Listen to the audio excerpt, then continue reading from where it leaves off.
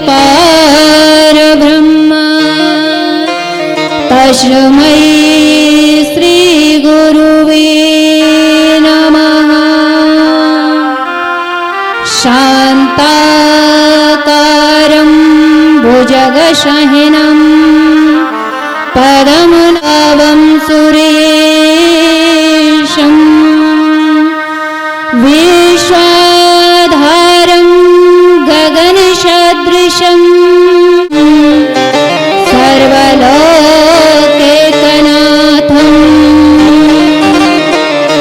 नमो ब्राह्मणदेवाय गो ब्राह्मणहिताय च जगदिताय कृष्णाय गोविन्दाय नमो नमः। या देवी सर्वभूतेषु शक्तिरूपेण संस्थिता नमस्तस्यै नमस्तस्यै नमस्तस्यै नमो नमः। कृष्णाय वासुदेवाय हरये परमात्मने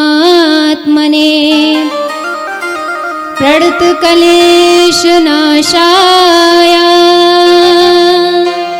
गोविन्दाय नमो नमः। बोलिए भागवत महापुराण की, भक्तवत्सल भगवान की, आज के की हमारी वो भक्ति में लगना चाहिए। यानी कृष्ण हमारे द्वारिकाधीश, और हमारे सबसे प्रथम ये बात है कि मन को वश में करना है। तो भगवान की कथा इत्यादि सुनते हैं, पूजा इत्यादि करते हैं, जब ही हमारा मन है वो ठाकुर जी की लीलाओं में लगता है, कथा सुनने में लगता है। तो कथा सुनेंगे तो सबसे पहले क्या करना चाहिए कि जिससे हमारा मन भगवान की जो कथा है, भगवान की जो इतनी मंगलमयी कथा, जिसको सुनने के लिए लाखों करोड़ों वर्षों से हम सभी तरसते रहते हैं, तो क्या करना चाहिए जिससे हमारा मन ठाकुर जी की कथाओं में लग जाए। तो कितनी सुंदर बात है। तो कहते हैं कि सबसे पहले मन और वाणी को पवित्र करना चाहिए। मन को, वाणी को पवित्र करेंगे और उसके बाद जो भगवान श्री हरि की कृपा होगी वैसी कथा श्रवण करेंगे। बोलिए भक्तवत्सल भगवान की जय। अपनी वाणी में अमृत घोल हो, अपनी वाणी में अमृत घोल हो, रसना राधे राधे बोल, रसना राधे राधे बोल, रसना राधे राधे बोल। ये बोल बड़े अनमोल, ये बोल बड़े अनमोल हो, रसना राधे राधे बोल, रसना राधे राधे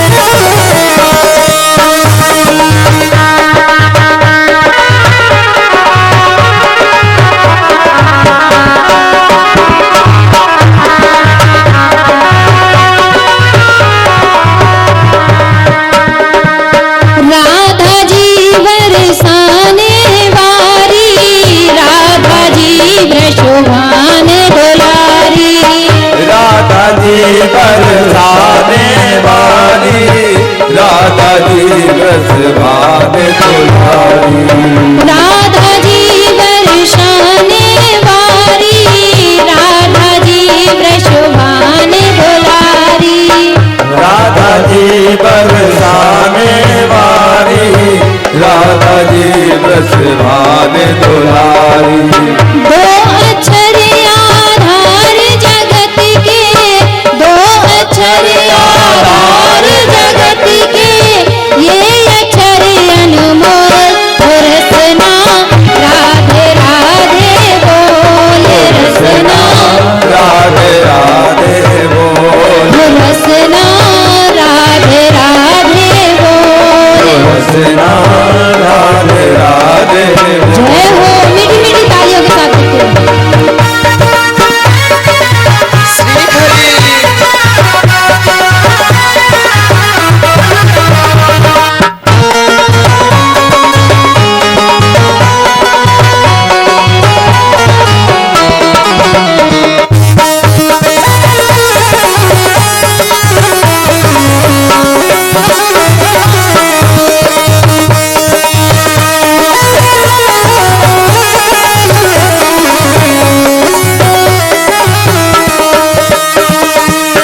राधा जी महारास रचावे, राधा जी नंदलाल नचावे।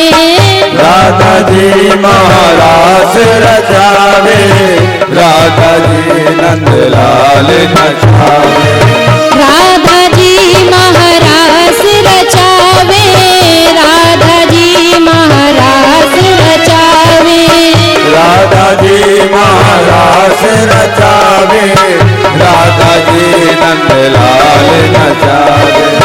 इस छवि को भर के नैनन में, इस छवि को भर के नैनन में, अंतर के पट को हो रसना, राधे राधे बोल रसना, राधे राधे बोल हो रसना, राधे राधे बोल। रसना, राधे राधे बोल। जय हो हरि बोल।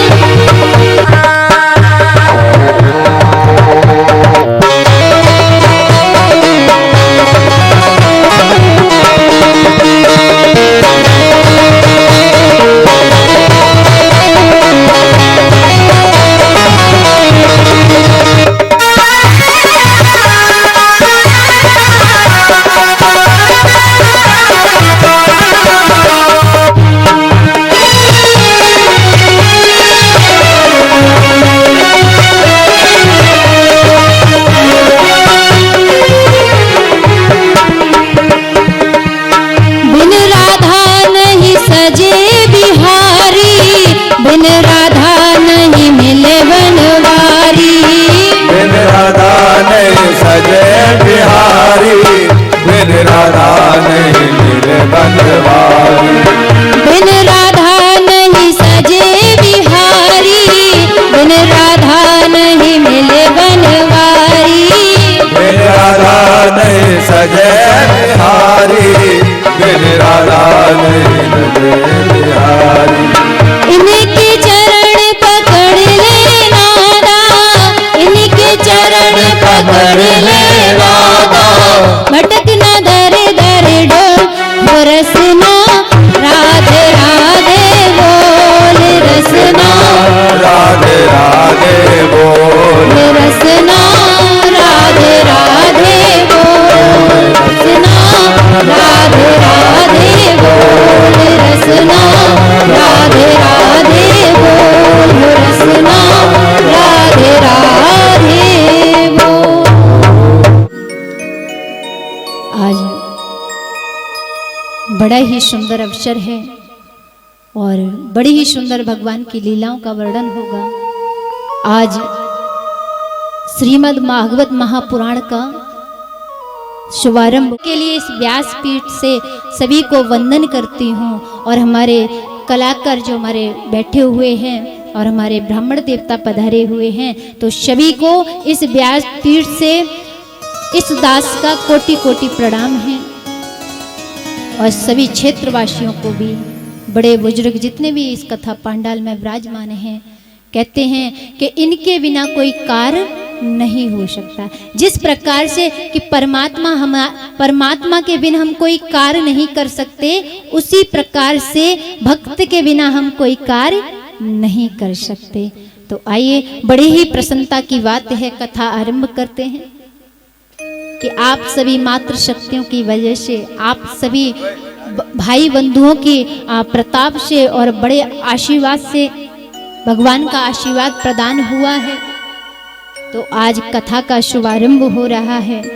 और कहते हैं हम कोई ज्ञानी नहीं हैं, हम कोई विद्वान भी नहीं हैं, हम तो एक साधारण सा जीव हैं, वो भी भगवान के अंश हैं। यदि आप कोई ज्ञानी समझें तो मैं कोई ज्ञानी नहीं, एक अज्ञान है, लेकिन भगवान के चरणों में लगन लगी है। अब भगवान के चरणों में लगन लग गई है तो आप सभी के सामने विराजमान हैं, उपस्थित हो गए हैं आके, लेकिन कुछ आता जाता नहीं है। आप समझोगे बड़े ज्ञानी हैं, कुछ नहीं आता। और तो और भागवत जी में तो कहा भी गया है कि 4 मुख वाले ब्रह्मा जी थे। जब उनसे कहा गया कि आप भगवान श्री हरि की कथा का गुणगान करो, और जब वो श्री हरि की कथा का गुणगान करना प्रारंभ किया भक्तों, तो उन पर भी भगवान श्री हरि के चरित्र का गुणगान नहीं हुआ। तो हम सभी तो एक मुख वाले हैं और तुच्छ मनुष्य हैं, और भगवान की तो जिस प्रकार से समुद्र भरा हुआ है, और उसी प्रकार से भगवान की कथा करना असंभव है। लेकिन फिर भी इस दास की छोटी सी विनती है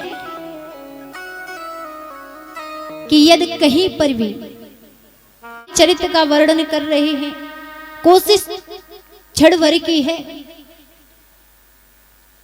तो आप सभी मात शक्तियों को और श्री वेद व्यास जी महाराज के चरणों में कोटि कोटि प्रणाम, श्री सुखदेव जी के चरणों में कोटि कोटि प्रणाम।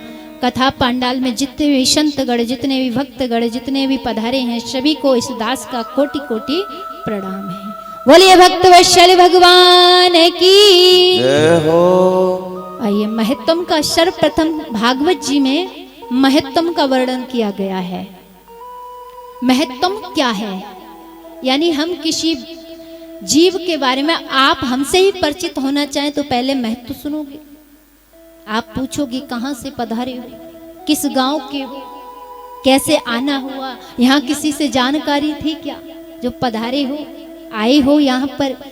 तो ये सारा हमारे जिस प्रकार से हम भगवत कथा श्रवण करते हैं, तो भगवत कथा में सबसे पहले भगवान का महत्व का वर्णन किया गया कि भगवान की लीला सुनने के लिए भगवान के सत्संग में कौन सा व्यक्ति आ सकता है, कैसा जीव आ सकता है, कैसा नहीं आ सकता है। तो ये सारे वर्णन किया गया है श्रीमद् भागवत जी में। तो आइए हम भी करते हैं। सनम समर्जितेन सत्संगम च लभते पुरुषो यदा वे अज्ञान हेतु कृतमोह मद अंधकारनाशनम विद्या हि तदोदयते विवेकः। कितना सुंदर कहा है, किसने? वेद व्यास जी महाराज भागवत में महत्तम में बता रहे हैं। वो कहते हैं भाग्योदय, यानी एक जन्म का नहीं, अनेक जन्मों के जब भाग्य उदय होते हैं, अनेक जन्मों के, एक जन्म का नहीं, अनेक जन्मों के जब भाग्य उदय होते हैं, तब हमें श्रीमद् भागवत कथा श्रवण करने का अवसर प्राप्त होता है, अन्यथा नहीं होता। और देखो मैयाओ, सबसे श्रेष्ठ बात तो ये है कि जो ये हमने अभी कलश यात्रा का शुभारंभ किया, ठाकुर जी का आगमन हुआ, तो कलश यात्रा का भी शुभारंभ हुआ। उसमें देखो कितने भक्तों को आनंद प्राप्त हुआ, कितने भक्तों को आनंद मिला है, और कितने भक्त तो आ ही नहीं पाए, आ पाए नहीं, जबकि कितनी प्रतीक्षा भी की गई है। की गई है ना प्रतीक्षा। क्यों? क्योंकि वो भी पधारे, वो भी जल्दी आ जाए। तो जब तक प्रभु की कृपा नहीं है, जब तक उस परमात्मा की कृपा हम पर नहीं है, जब तक हम भगवान की बाल लीलाओं में, भगवान की भक्ति में, भगवान को मिलना मुश्किल है। भगवान से मिलना है तो भगवान के लिए समय सबसे पहले निकालो, और जब तक भगवान के लिए समय नहीं निकालोगे तब तक कुछ हाथ नहीं लगेगा। तो यहाँ पर कहते हैं कि एक जन्म का नहीं, अनेक जन्मों का जब भाग्य उदय हुआ तब श्रीमद् भागवत कथा का हमें पान करने को मिलता है। अच्छा के बाद बताओ माताओं, आप सभी विराजमान हैं, आप सभी बैठी हुई हैं, तो मैया एक बात बताओ कि तुमने भागवत कितनी बार सुनी है? बताइए, कितनी बार भागवत का श्रवण किया है?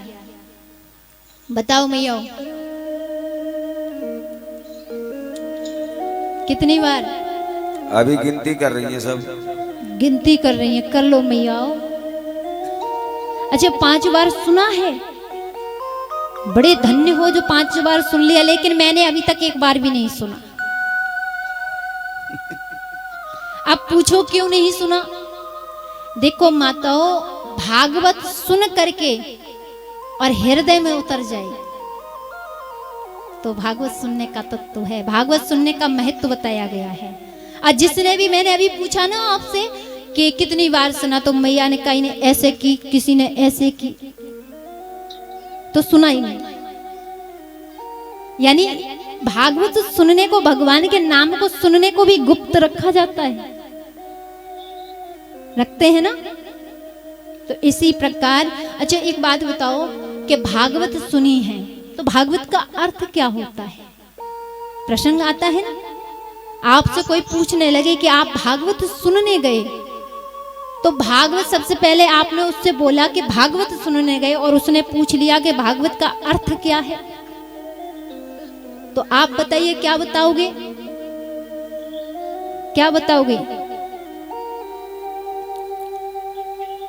बताओ, क्या बताओगे? अब आपको पता ही नहीं मैयाओ है? अब सुनो ध्यान से सुनोगे जब ही समझ आएगा। जब हम भगवान श्री हरि की कथा यानी भागवत कथा में प्रवेश करते हैं तो सबसे पहले आप पूछते हो कथा कर रहे हो कि हाँ, कौन सी कथा है? तो बोली भागवत कथा है। तो भागवत कथा में 4 शब्द आते हैं ना। अच्छी एक बात और है मैया, भागवत क्या है और भागवत क्यों सुनी जाती है?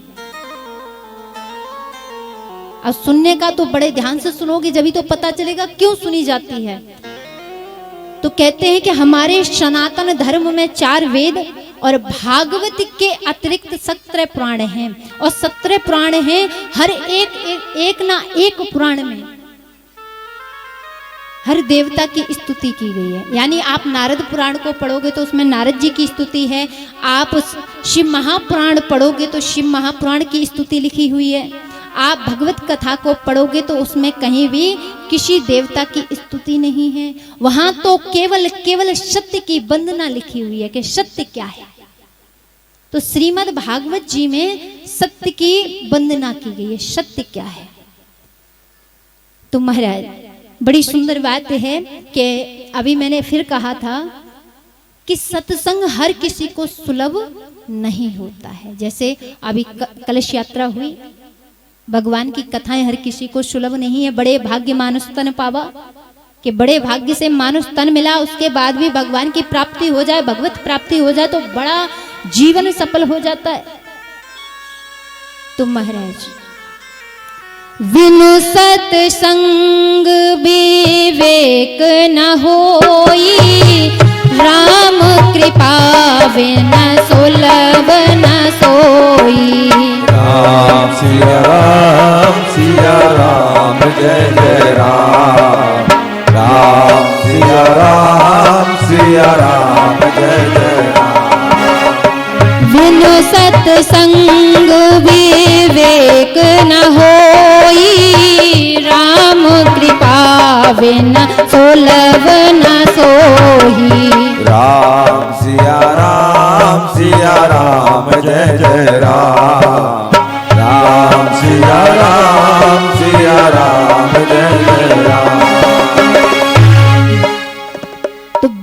सत्संग विवेक न होई, राम कृपा बिन सुलभ न सोई। तो देखो महाराज, बिना सत्संग के जीव को कभी विवेक नहीं मिलता, ये सत्य बात है। और बिना सत्संग की भी कब कृपा होती है, जब हम संतों के पास जाना प्रारंभ कर दें। जब हम संतों के पास जाना प्रारंभ कर देंगे तो हमें सत्संग सुलभ होना लग जाएगा, अन्यथा नहीं। तो ये सत्संग में संत की कृपा का क्या वर्णन दिया है। वैसे तो हम कल की कथा में सुनेंगे ही, लेकिन यहाँ महत्व में कहा गया कि संत की कृपा हो जाए तो परमात्मा मिल जाता है, और संत की कृपा हो जाए तो कथा में मन लग जाता है। और देखिए, आज तो बड़े भाग्य की बात है, परमात्मा की बड़ी अनुकंपा है। और जो आप सभी पंडित बिहारी लाल कॉलोनी में ये जो कथा हो रही है, भगवान की कृपा ही तो है, अन्यथा भगवान की कृपा ना हो तो कथा सुनना, सुनाना, करवाना बड़ा कठिन है ना। सबसे कठिन यही कार्य है या नहीं? सबसे कठिन है ना। सारे कार्य कर लोगे, लेकिन जीवन में, अपने जीवन में सबसे कठिन कार्य यही है। तो आज भगवान की कृपा हुई है, जिससे हम सभी आज कथा श्रवण कर रहे हैं। बड़े अनुराग की बात है और बड़े प्रेम की बात है। और सत्संग जो है वो तो संतों की कृपा से ही मिलता है। और जब संतों की कृपा हो जाए तो परमात्मा क्या, मां लक्ष्मी भी आपका घर छोड़कर नहीं जाएगी, ऐसी कृपा हो जाती है। और जब जब भक्त पर कोई संकट आता है, तब तब परमात्मा उसके संकट का निवारण करने भी आते हैं। तो इसीलिए कहते हैं, गोस्वामी तुलसीदास बाबा ने भी, रामचरितमानस के रचयिता हैं, उन्होंने लिखा भी है, संत हृदय नवनीत समाना, कि संतों का हृदय बड़ा नवीन है, बड़ा ही मक्खन की तरह कोमल है। देखा है ना, प्रैक्टिकल किया कभी संतों को लेके? नहीं किया। करके देखना, जब कोई भगवत भक्ति वाला संत आपके यहाँ पधारे, फिर देखना इतना आशीर्वाद देते हैं, इतना देते हैं कि घर भर देते हैं आशीर्वाद से। तो संतों के पास है क्या? सोना चांदी तो मिलेगा नहीं, या तो ज्ञान मिलेगा या फिर आशीर्वाद मिलेगा। मुक्ति का धाम मिल सकता है संतों के पास से। तो इसीलिए कहते हैं कि सबसे पहले यदि भागवत में जाते हो, भगवान की कथा में जाते हो, तो भागवत का महत्व समझो। तो भागवत का महत्व क्या है? भासे भक्ति, गासे ज्ञान, वासे वैराग्य, तासे त्याग। अब मान लीजिए आपके यहाँ पर कोई रिश्तेदार आ जाए, तो उसे कैसे पहचानोगे? कभी जानते नहीं हो और आपके यहाँ पर आ गए हो तो पूछोगे ना, कहाँ से पधारे हो, कहाँ से आए हो? वो कहेगा हम वहां से आए हैं। सारा समाचार, सारा कुछ परिचय ले लोगे गेट पे ही खड़े हो करके, यानी अंदर प्रवेश नहीं, पहले गेट पे ही सारा बताओ, तब अंदर प्रवेश होगा। सत्य बात है। पूछते हो ना, जब कोई नया व्यक्ति आकर के खड़ा हो जाए जिसे जानते ही नहीं हो। तो इसी प्रकार भगवान को जानना है तो भगवान के महत्व को, तत्व को समझना प्रारंभ कर दो। तो वहां से भक्ति, यानी जब हमारे मन में, जब मनुष्य के हृदय में भक्ति प्रकट होती है, तब ज्ञान जागृत होता है। और जब ज्ञान के पास पहुंचते हैं, उसके बाद ज्ञान जागृत हुआ, उसके बाद क्या होता है? वैराग्य। क्या वे संसार में कहीं कुछ नहीं है? अब तो वैराग्य लेना चाहिए, अब तो सन्यासी बन जाना चाहिए। इस प्रकार भावनाएं हृदय में उत्पन्न होने लग जाती हैं। जब मनुष्य के अंदर ये चारों चीजें विराजमान हो जाती हैं तो उसे संसार अच्छा ही नहीं लगता।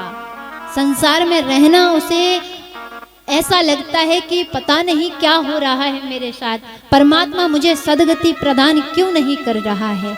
तो इसीलिए कहते हैं कि एक जन्म का नहीं अनंत जन्मों का जब भाग्य उदय होता है तब हमें श्रीमद् भागवत कथा सुनने का और सुनाने का अवसर प्राप्त होता है। बोलिए भक्तवत्सल भगवान की। तो आइए भागवत जी में वेद व्यास जी महाराज वर्णन कर रहे हैं, प्रथम श्लोक के साथ प्रभु की वंदना कर रहे हैं। वो कैसे? सच्चिदानंद रूपाय विश्वोपत्यादि हेतवे तापात्रय विनाशाय श्री कृष्णाय वयं नमः। सच्चिदानंद यानी सच्चिदानंद कौन है? आपने कई बार ये शब्द सुना है। देखिए भागवत जी में सत्य का ही आनंद आ रहा है, सत्य ही बोल रहा है। भागवत जी भगवान कहते हैं कि सत्य की ही वंदना कर रही है भागवत जी भी। तो आप बताइए, आपने बहुत बार सत्य का नाम सुना है कि सत्य बोलना चाहिए, तो सत्य कौन है? कौन है सत्य मैयाओ बताओ। अब देखो आपने कथा तो कई बार सुनी है लेकिन बोल नहीं रहे हैं। तो सत्य कौन है? तो सत्य परमात्मा है। सच्चिदानंद जिसे कहते हैं वो परमात्मा है। तो सच्चिदानंद का यदि अनुभव करना है, उसको अपने हृदय में प्रकट करना है, तो सच्चिदानंद का नाम हृदय में हमेशा लेते रहें, हमेशा गुणगान करते रहें। तो कहते हैं घट घट में जो करहि आनंदा ताकर नाम सच्चिदानंदा। राम सिया राम जय जय राम। राम सिया राम जय जय राम। घट घट में जो करहि आनंदा ताकर नाम सच्चिदानंदा। राम सिया राम जय जय राम। राम सिया राम जय जय राम। समझ आई मैया? जो घट घट में आनंद कर रहा है, जो घट घट का वासी है, उसे ही सच्चिदानंद कहते हैं, वही परमात्मा है। तो ये हमारे जीवन की जो तीन बातें हैं ना, ये बहुत महत्वपूर्ण होती है मैया, और यही बात हम समझ नहीं पाते। जीवन निकल जाता है लेकिन समझने का हमारा प्रयास ही नहीं हो पाता। कौन सी तीन बात? सत्य चित्त आनंद, यानी ये तीन बातें हैं। सत्य माने अभी बताया ना, सत्य माने यानी प्रभु अविनाशी हैं, और चित्त वह आनंद है। जैसे हम किसी जीव को, किसी वस्तु को, घर में अपने पुत्र को देख रहे हैं, निहार रहे हैं, परमात्मा की झांकी को निहार रहे हैं, परमात्मा की झांकी को देख रहे हैं, इस सारे जगत को, सारे संसार को देख रहे हैं, तो ये क्या है? चित्त है। यानी हमारे चित्त पर प्रभु का प्रकाश है, यानी चित्त रूपी प्रभु हैं। और तीसरा है आनंद। आनंद तो मैया बड़ा सुंदर है। अच्छा, आनंद आपने कभी देखो है? आनंद देखो है? ना देखो, मार्केट में ना मिले आनंद। अरे वैसे तो बतावे कि आनंद तो मोल भी बिक रहे हो है, किलो 2 किलो लेके आ जाएं, ऐसी बात है ना मैया? देखो माताओं, ये जो आनंद है ये कहीं मिलने वाला नहीं। यानी सारा जगत ढूंढोगे, जिस प्रकार श्री हरि को ढूंढने में लगाओगे, उसी प्रकार ये आनंद है। वही रूप है, श्री हरि का ही रूप आनंद है। और ये आनंद जब हम ठाकुर जी की, भगवान श्री हरि की कथा को सुनते हैं, तब जो आनंद हृदय में प्रकट होता है, हृदय में होता है लेकिन ऊपर नहीं आता। तो आनंद को हम अनुभव कर सकते हैं। आनंद को हम किसी दूसरे को नहीं दे सकते। जिस प्रकार हम जितना पढ़ लिख लेते हैं, जितना विद्वान हो गए, जितने बड़े बड़े नौकर पेशा जो बैठे हुए हैं, वकील इत्यादि, वो आपको देंगे, क्योंकि ये चीज देने की नहीं है। ज्ञान आपको सुना सकते हैं, उससे तुम प्राप्त कर सकते हो, लेकिन अब मेरे अंदर है या आपके अंदर है, हमें प्रदान नहीं कर सकते। कर सकते हो? नहीं। तो आनंद वह चीज है, वह अद्भुत वस्तु है जो हृदय में प्रकट होती है और ऊपर अप्रकट रहती है, यानी ऊपर नहीं आती, अंदर ही हृदय में विराजमान रहती है। तो आनंद जो है वो भगवान का ही स्वरूप है। और आनंद की तो परिभाषा शब्दों शास्त्रों में भी बड़े सुंदर शब्दों में है। कभी भी पढ़कर देखें शास्त्रों को, तो शास्त्र जब खुद भी पढ़ोगे तब भी आनंद आता है। तो इसीलिए कहते हैं सत श्री कृष्ण है, चित्त भी स्वयं श्री कृष्ण है और आनंद भी स्वयं श्री कृष्ण है। बोलिए भगवत भगवान की जय हो, बोलिए वृंदावन बिहारी लाल की जय हो।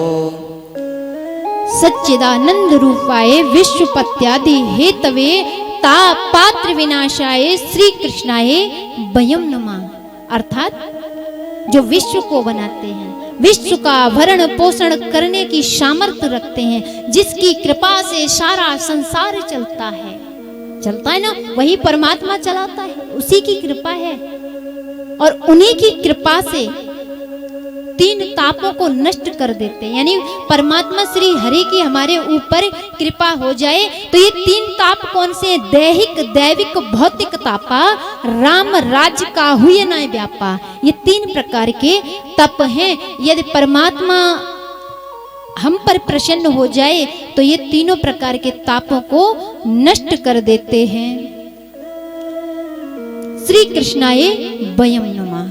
तो कहते हैं श्रीमद् भागवत के प्रधान देव हमारे गोविंद हैं, कन्हैया हैं। इसीलिए वेद व्यास जी महाराज ने भगवान श्री हरि का वंदन किया है और बाद में श्री सुखदेव मुनि महाराज का भी वंदन किया है। सुखदेव मुनि महाराज कौन? जो जन्म लेते ही संन्यास ग्रहण कर लेते हैं, वही सुखदेव जी, व्यास नंदन सुखदेव जी।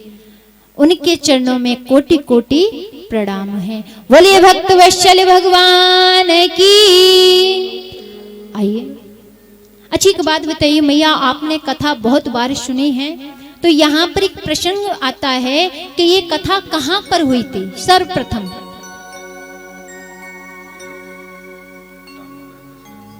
तो महाराज ये कथा नैमिषारण्य क्षेत्र में हुई थी। तो नैमिषारण्य क्षेत्र में ये कथा किसको सुनाई गई? बड़ा सुंदर प्रसंग है। तो ये नैमिषारण्य क्षेत्र में सुत गोस्वामी महाराज के द्वारा सनकादिक ऋषियों को ये कथा श्रवण कराई गई। ये सनकादिक ऋषि कौन है और ये सुत गोस्वामी महाराज उनकी यहाँ पर कैसे पहुँचते हैं? प्रश्न ये आता है। तो कैसे पहुँचे हैं? तो एक दिन सभी अपने कार्य को करके बैठे हुए थे, हरिनाम कीर्तन चल रहा था शौनकादिक ऋषियों के बीच में। जब शौनकादिक ऋषियों के बीच में हरिनाम कीर्तन चल रहा था, हरि की चर्चा चल रही थी, तो वहां पर सुत गोस्वामी महाराज का आगमन हुआ। जैसे ही सुत गोस्वामी महाराज का आगमन हुआ तो सभी संत उनको देख करके खड़े हो गए, उनका आदर करने लगे, सत्कार करने लगे। और जब आदर सत्कार करने लगे महाराज, तो वहां पर सुत गोस्वामी महाराज ने देखा और देख करके कहने लगे कि आप इतने इतने लंबी उम्र के संत हैं और मेरा आदर सम्मान कर रहे हैं, आखिर क्यों? तो यहाँ पर बड़ा सुंदर श्लोक है भागवत जी में। धन वृद्धा बल वृद्धा आयु वृद्धा शतहे वचा तेषर अपि ज्ञान वृद्धाश्च किंकरा शिष्य किंकरा। तो मैयाओ यहाँ पर शौनकादिक ऋषियों ने बड़ी सुंदर बात कही है कि कोई धन में बड़ा होता है, कोई आयु में बड़ा होता है, कोई कदाचित वैभव में बड़ा होता है, लेकिन जो ज्ञान में बड़े होते हैं वो सबसे बड़े माने गए हैं। तो शौनकादिक ऋषियों ने कहा, हे सूत जी महाराज, आप तो इतने बड़े महान हैं, आप तो मनुष्यों के हृदय में जो अंधकार बैठा हुआ है उसे दूर करने में करोड़ों करोड़ों सूर्यों के समान हैं। आप हमारी सभा में पधारे हैं तो एक कार्य करिए। सुत गोस्वामी महाराज बड़े प्रसन्न हुए, क्या कार्य करना है बताइए। शौनकादिक ऋषियों ने कहा कि आप हमारे सभी के लिए एक ऐसी कोई कथा का सार कहिए जिससे हम सभी को भगवान की प्राप्ति हो जाए और सब भगवान की कथा सुन करके प्रसन्न हो जाए। कितनी सुंदर बात पूछी है। लेकिन आज का समय हो, यदि कोई विद्वान ब्राह्मण आपके यहाँ आ जाए, साधु संत आ जाए, तो सबसे पहले मैया ही लाइन लगा कर बैठ जाएंगी, देखियो बाबा हमारे घर बड़े दिन से और हमारे पति देव बहुत कमावे लेकिन जुड़े नहीं। और काई मैया की सासू माँ संत के पास जाकर बैठ जाए और कहे हमारी बहू के 10 साल है गए, बालक नहीं हुए। और कोई कहे कि हमारी फैक्ट्री नहीं चल रही, कोई कहे हमारी दुकान नहीं चल रही, कोई कहे कि बाबा जी हमारे ऊपर तो भूत प्रेतों का असर है गयो है।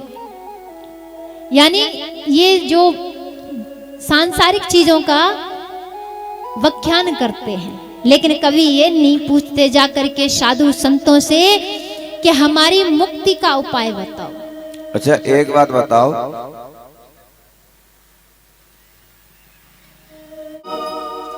कभी भी संतों के पास जाकर के ये सारे सांसारिक उपाय नहीं पूछने चाहिए, केवल ये पूछना चाहिए कि हमारी मुक्ति का उपाय बताइए और हमारी लगन जो है उस कृष्ण में लग जाए, उस परमात्मा में लग जाए और हमें भगवान की प्राप्ति हो जाए। ये सुंदर सी बात पूछनी चाहिए।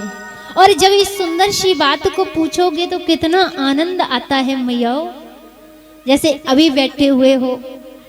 अच्छा एक बात बताओ, आप जिस प्रकार से प्रेम से कथा श्रवण कर रहे हो आनंद आता है ना, लेकिन ध्यान से सुनोगे, ध्यान से सुनोगे तभी आनंद आएगा, अन्यथा नहीं आ सकता। तो यहाँ पर देखिए, जब सुत गोस्वामी महाराज शौनकादिक ऋषियों के पास पधारे तो उन्होंने भी वहां पर यही प्रश्न किया कि देखो महाराज हमें ऐसी कथा का सार सुनाइए कि जिससे हमारी जल्दी मुक्ति हो जाए और भगवान की प्राप्ति हो जाए। तो ये सुनकर के सुत गोस्वामी महाराज बड़े प्रसन्न हुए और प्रसन्न होने के बाद कहा कि देखो हम आप सभी को बड़ी सुंदर कथा सुनाते हैं, लेकिन आप मेरी बात पर ध्यान देना। तो शौनकादिक ऋषि कहते हैं कहो प्रभु। तो वहां पर सुत गोस्वामी महाराज कहते हैं, काल व्याल मुख ग्रास त्राश निर्णाश हे तवे श्रीमद् भागवतम शास्त्रम कलो कीर्णे भाषितम। कि देखो ऋषि वरो हमारा जीवन क्या है, और हमारा ही नहीं संसार के सभी समस्त जीवों का ये जीवों के लिए है कि उन सभी को भी समझना चाहिए, हम सभी को भी समझना चाहिए कि हमारा जीवन क्या है और कैसा है। हमारा जीवन है कि एक जिस प्रकार से एक समुद्र है और समुद्र में लाखों मछलियां घूम रही हैं, लाखों जीव घूम रहे हैं, उसमें अनेक प्रकार के जंतु भी पाए जाते हैं ना।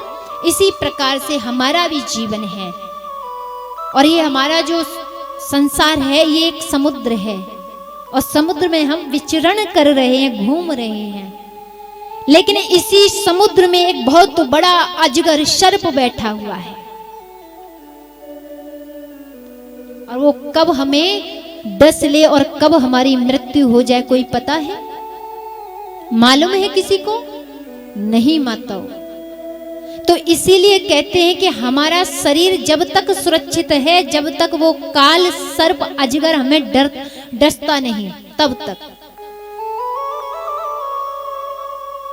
और जब वह अजगर सर्प हमें डसे, उससे पहले ही ना हम भगवान की प्राप्ति कर लें, जो वो डस ही ना पाए। तो इसके लिए तो हमें श्रीमद् भागवत कथा का गुणगान करना चाहिए, श्रीमद् भागवत कथा को सुनना चाहिए, जब ही मुक्ति प्रदान होगी। सुत गोस्वामी महाराज कहते हैं कि संसार के जीव चिंता ज्यादा करते हैं, संसार का मनुष्य चिंता ज्यादा करता है, चिंतन कम करता है। और चिंता को मिटाना है तो क्या करना चाहिए?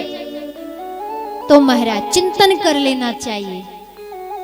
प्रभु का जब चिंतन करना प्रारंभ कर दोगे तो चिंता से मुक्ति अपने आप मिल जाएगी। जितनी भी चिंता है वो परमात्मा के चरणों में सौंप दो तो मुक्ति अवश्य ही हो जाएगी। लेकिन यहां पर सुत गोस्वामी महाराज कहते हैं कि भागवत कथा श्रवण करने का अधिकार कभी कभी तो देवताओं को प्राप्त नहीं हुआ। एक बार की बात है जब राजा परीक्षित को श्री सुखदेव मुनि महाराज कथा का पान करा रहे थे, यानी अमृत तत्व का पान करा रहे थे, तो वहां पर देवता लोग अमृत कलश को लेकर के आते हैं और श्री सुखदेव मुनि महाराज से कहते हैं कि इसकी अदला बदली कर लो। बोले कि आप हमारा अमृत ले लो और ये श्रीमद् भागवत का जो अमर है, ये तत्व है, ये हमें प्रदान कर दें। अब देखिए यहाँ पर कितनी सुंदर बात है। तो यहाँ श्री सुखदेव मुनि महाराज ने कहा, किससे? राजा परीक्षित से, कि आपके ऊपर निर्भर है यदि आप स्वर्ग का अमृत पीना चाहते हैं या फिर कथा अमृत का पानी पीना चाहते हैं, आप बताइए।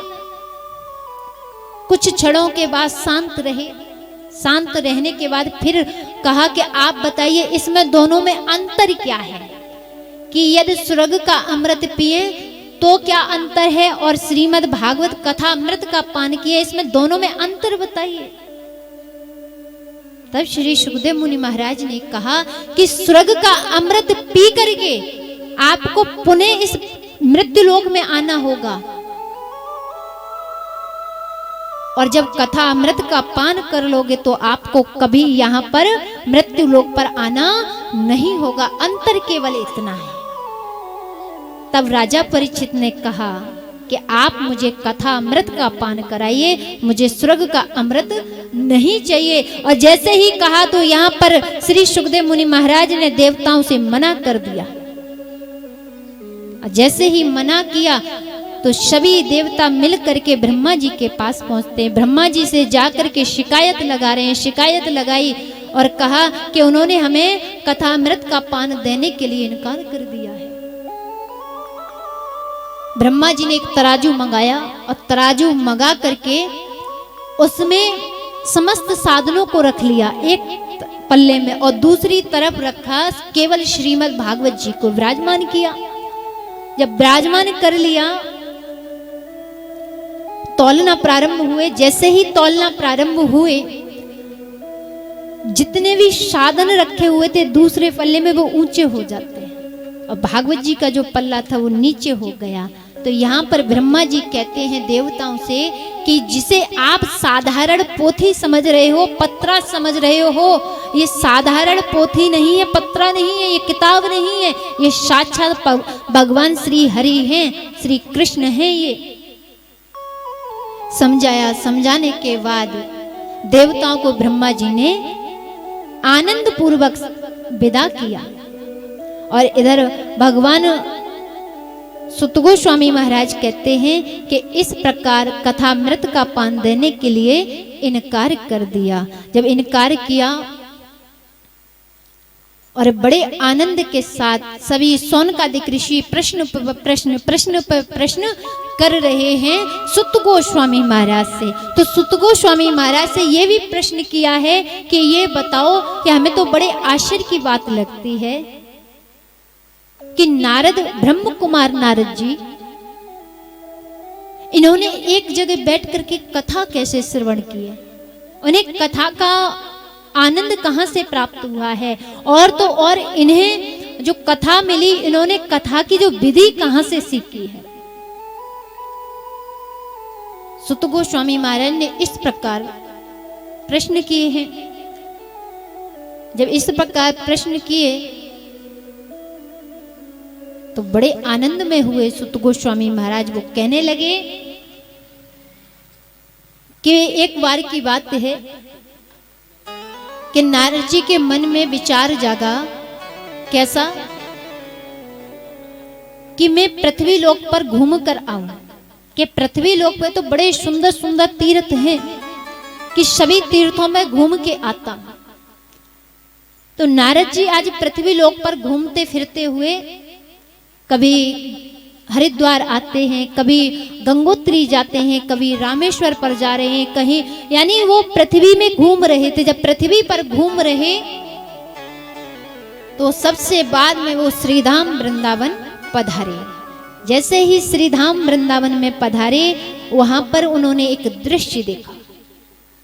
कैसा दृश्य कि एक देवी जी के पास में दो वृद्ध सज्जन पड़े हुए हैं, और जो देवी बैठी हुई है वो रुदन कर रही है, लेकिन सब उसको देखते हुए जा रहे हैं, लेकिन उससे रोने का, रुदन करने का, या वो जो रो रही हैं उनसे कोई पूछ नहीं रहा।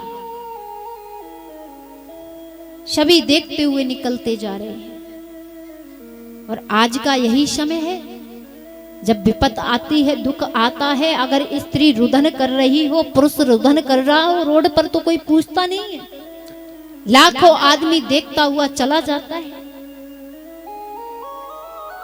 तो महाराज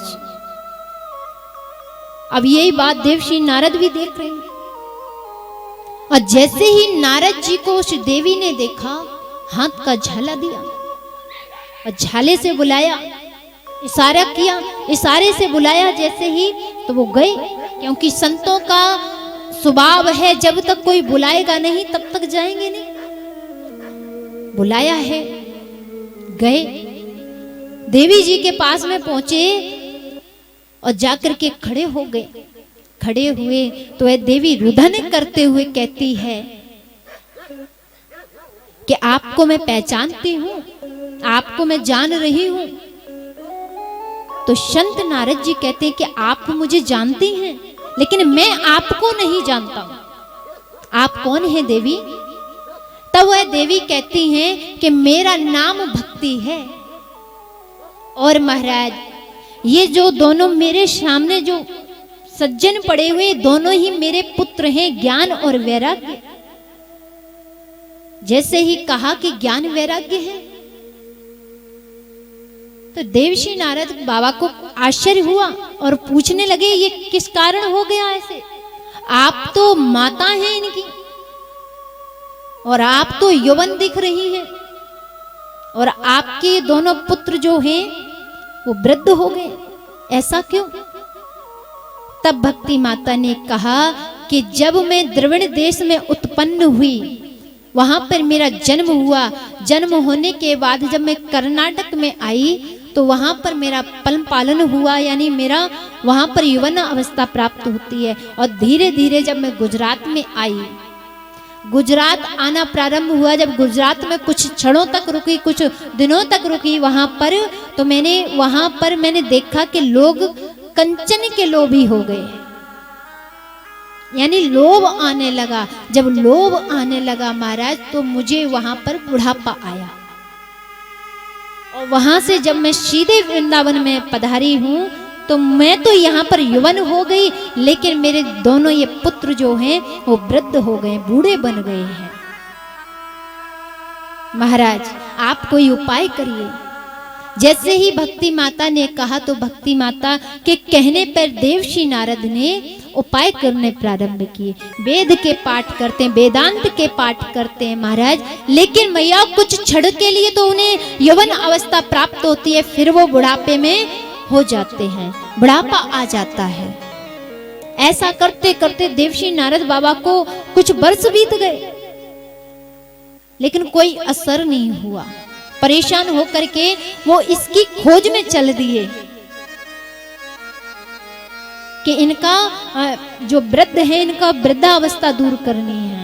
जब जाने लगे तो आकाशवाणी होती है, यदि तुम ज्ञान और वैराग्य के बुढ़ापे को दूर करना चाहते हो, भक्ति माता के कष्ट की निवृत्ति करना चाहते हो, तो सत्कर्म करो। आकाशवाणी शांत हो गई इतना कह करके। अब सत्कर्म क्या है? देवर्षि नारद बाबा जो हैं वो चारों तरफ सभी संतों से पूछते फिर रहे हैं कि सत्कर्म क्या है, इसके बारे में बताइए, लेकिन कोई उन्हें बता नहीं पा रहा है। अब धीरे धीरे देवर्षि नारद बाबा जो हैं वो बद्रिकाश्रम पधारे। वहां पर जा रहे थे, इधर मन थोड़ा शोक में था। क्यों? क्योंकि मैंने इतना भक्ति के साथ इतना उपाय कर रहा हूँ, फिर भी इनके जो पुत्र हैं वो यौवन क्यों नहीं हो रहे। ऐसा विचार करते हुए मन पर उदासीता है और वो जा रहे हैं। जब बद्रिकाश्रम पहुंचे तो वहां पर देखा कि 4 संत बैठे हुए हैं, सनक, सनंदन, सनातन कुमार, ये चारों बैठे हुए हैं। देवर्षि नारद बाबा को देखा और देख करके चारों विचार करने लगे। कैसा विचार कर रहे हैं कि जो संत को देख करके लोग हंस जाते हैं, भक्त हंस जाता है, आज स्वयं वो इतना दुखी है। आवाज लगाई, अरे नारद कहां जा रहे हो, कैसे उदास हो, क्या कारण है?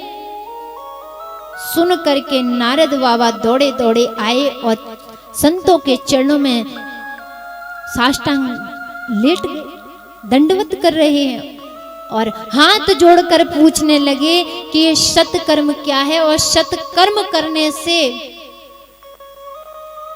बुढ़ापे से मुक्ति मिल जाती है, ये कौन सा सत्कर्म है? तब सनत कुमारों ने कहा कि जो आकाशवाणी ने कहा कि सत्कर्म करो, वही ये श्रीमद् भागवत कथा है। यदि आप इसे करोगे, इसका आयोजन करोगे, तो उन दोनों को बुढ़ापे से मुक्ति मिल सकती है। तो यहाँ पर देवर्षि नारद बाबा कहने लगे कि मैंने वेदों के पाठ किए, वेदांत के पाठ किए, जब उनसे कुछ नहीं हुआ तो ये केवल भागवत से क्या होगा? सनत कुमारों ने कहा कि इसे आप जब करोगे और जब अनुभव करोगे, जब इसका चमत्कार देखोगे, इसकी महिमा जानोगे, तब पता चलेगा कि ये क्या चीज है। इससे कितनों के उद्धार हो जाते हैं। सनत कुमारों की बात मान करके देवर्षि नारद बाबा ने क्या पूछा कि ये जो कथा ये कहां पर करनी चाहिए और कहां पर अच्छी रहेगी?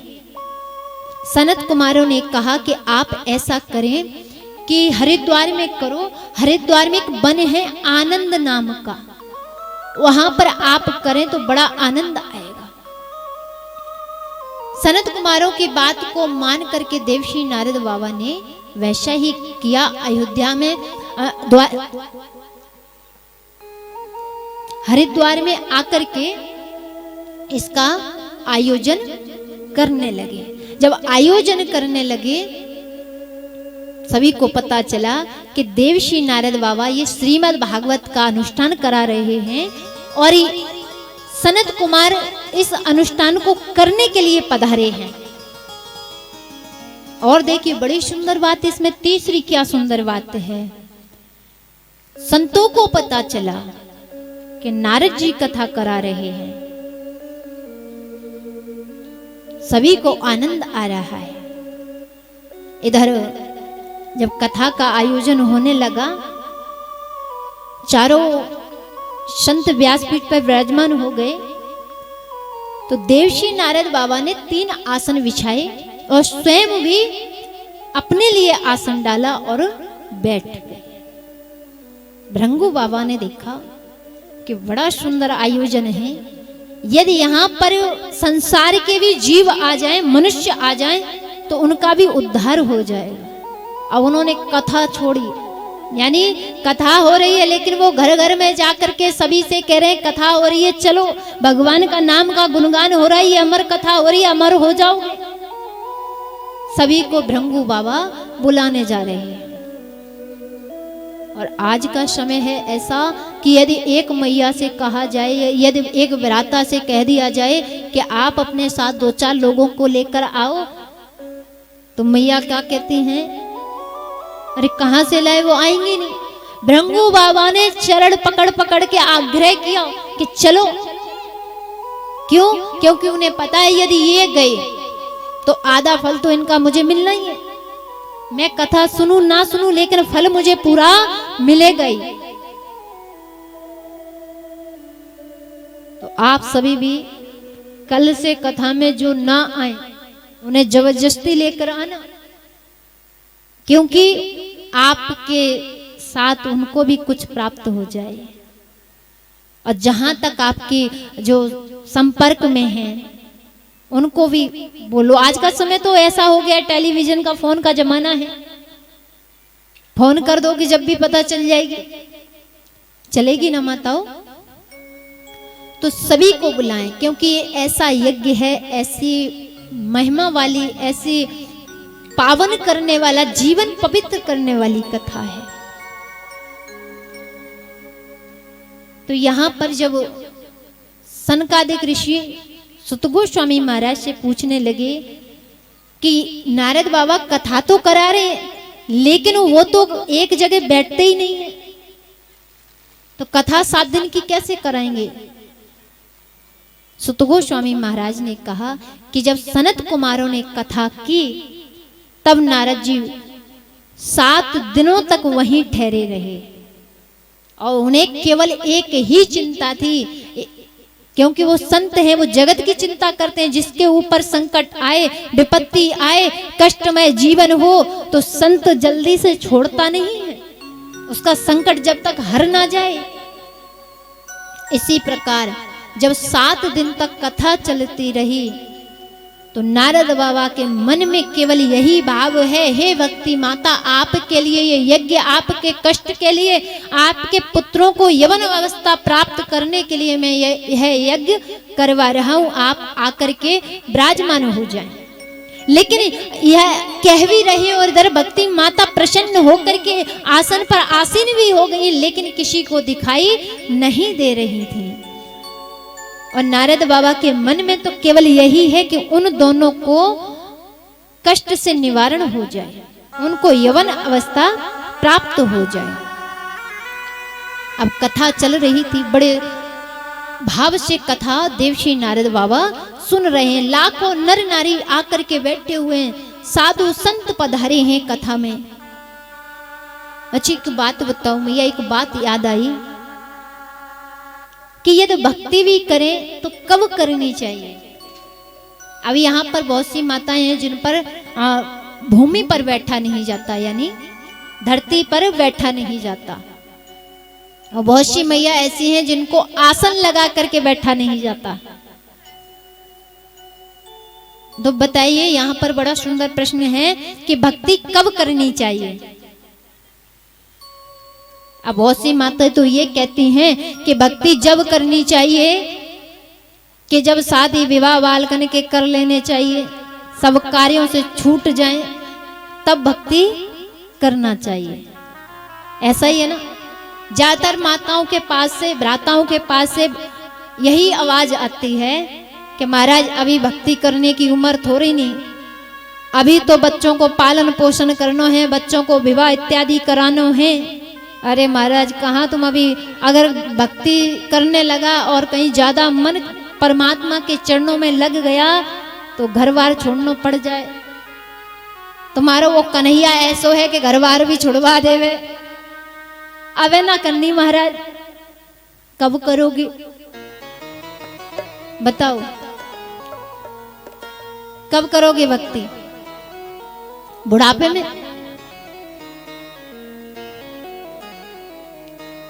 बुढ़ापे में ही तो करना होगा फिर, क्योंकि बालकपन में करना नहीं, यौवन अवस्था में करना नहीं है भक्ति, भगवान को नाम लेनो नहीं, तो फिर तो बुढ़ापो ही बचो एक है, बुढ़ापो ही बचो ना मैया।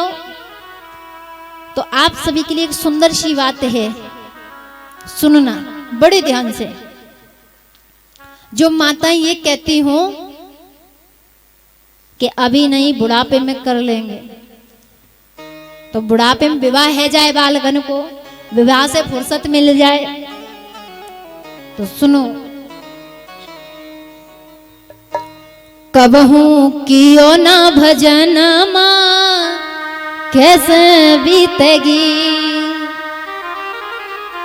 कबहू कियो ना भजन माँ कैसे बीतेगी, कबहू कियो ना भजन माँ कैसे बीतेगी, कैसे बीतेगी हो भैया कैसे बीतेगी, कैसे बीतेगी हो भैया कैसे बीतेगी, कबहू कियो ना भजन माँ कैसे बीतेगी, कबहू कियो ना भजन माँ कैसे बीतेगी।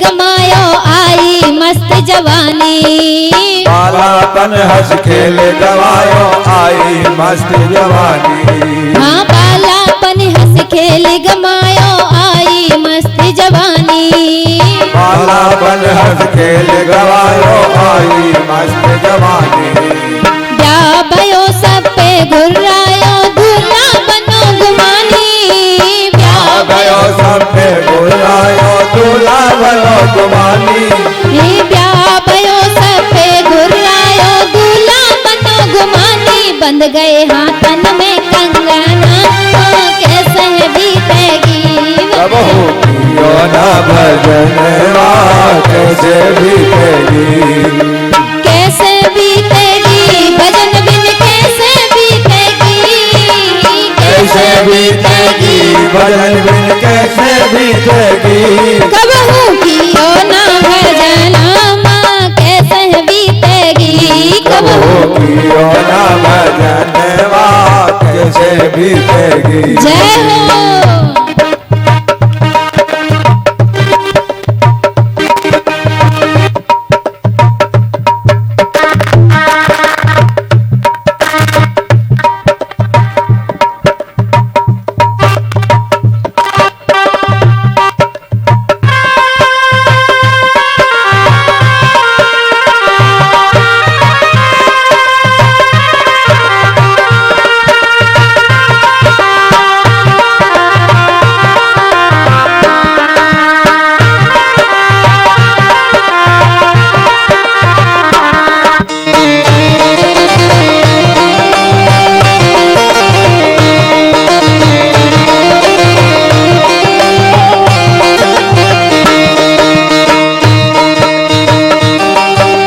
धूमधाम से ब्याह रचायो पहन के श्री जामा, धूमधाम से ब्याह रचायो पहन के श्री जामा,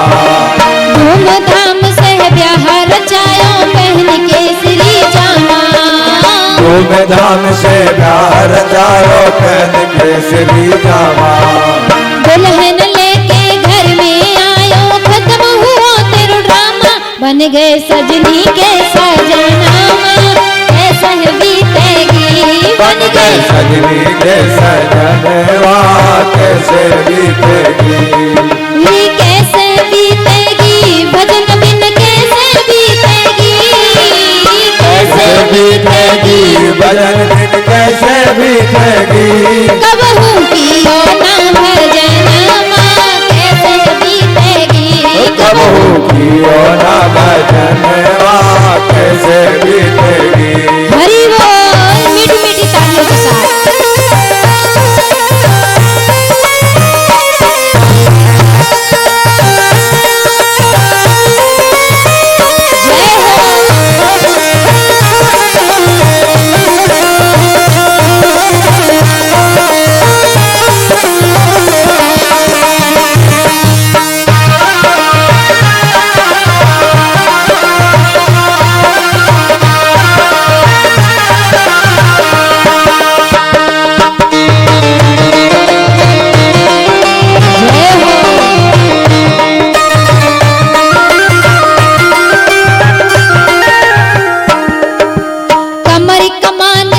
सब टूटे नजर गई नजराने, कमर कमान दास सब टूटे नजर गई नजराने। अब देखो भैया माताओं कितनी सुंदर बातें हैं।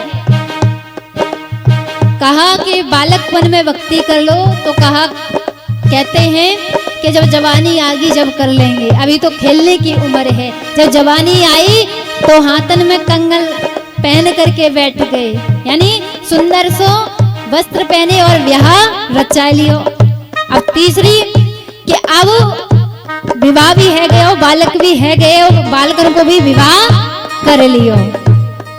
अब आ गई बारी, यानी दांत टूटने का समय आ गया। नजर से दिखाई नहीं देता, नजर खराब होने लगी, बाल सफेद रहने लगे। तब भगवान कहता है कि अब तो राजी है जा भक्ति करने को। तब भी ये संसार के जीव, संसार का मनुष्य क्या करता है, जब दांत टूटना प्रारंभ हो गए तो डॉक्टर के पास जाकर के दूसरे दांत लगवा ले।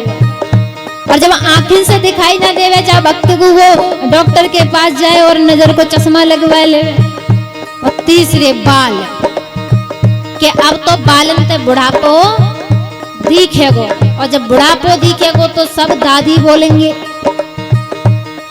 तो दादी ना बोले तो बालन पे का कर ले, वो कहा हो गए हाँ डाई, यानी बाल काले करने का भी केमिकल आवे, वैसे है काले कर ले में कि कोई दादी ना कहे या दादा नहीं कहे।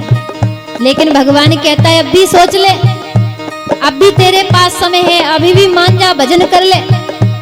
लेकिन भक्त कहे कि तू ना माने तो मैं भी नहीं मानू। तो भक्त क्या करता है, कमर कमान दांत सब टूटे नजर गई नजराने, कमर कमान दांत सब टूटे नजर गई नजराने। दरवाजे पे खाट डाल दी, दरवाजे पे खाट डाल दी, बहुए मारे ताने कब उमरे गो बुढ़ना माँ कैसे बीतेगी, कब उमरे गो बुढ़ना कैसे बीतेगी। कब हूँ कियो ना भजना माँ कैसे बीतेगी, कब कियो ना भजनवा कैसे बीतेगी। कैसे बीतेगी भजन बिन कैसे बीतेगी, कैसे बीतेगी भजन बिन कैसे बीतेगी। कब हूँ कियो भजन माँ कैसे बीतेगी, कब कियो ना भजनवा कैसे बीतेगी।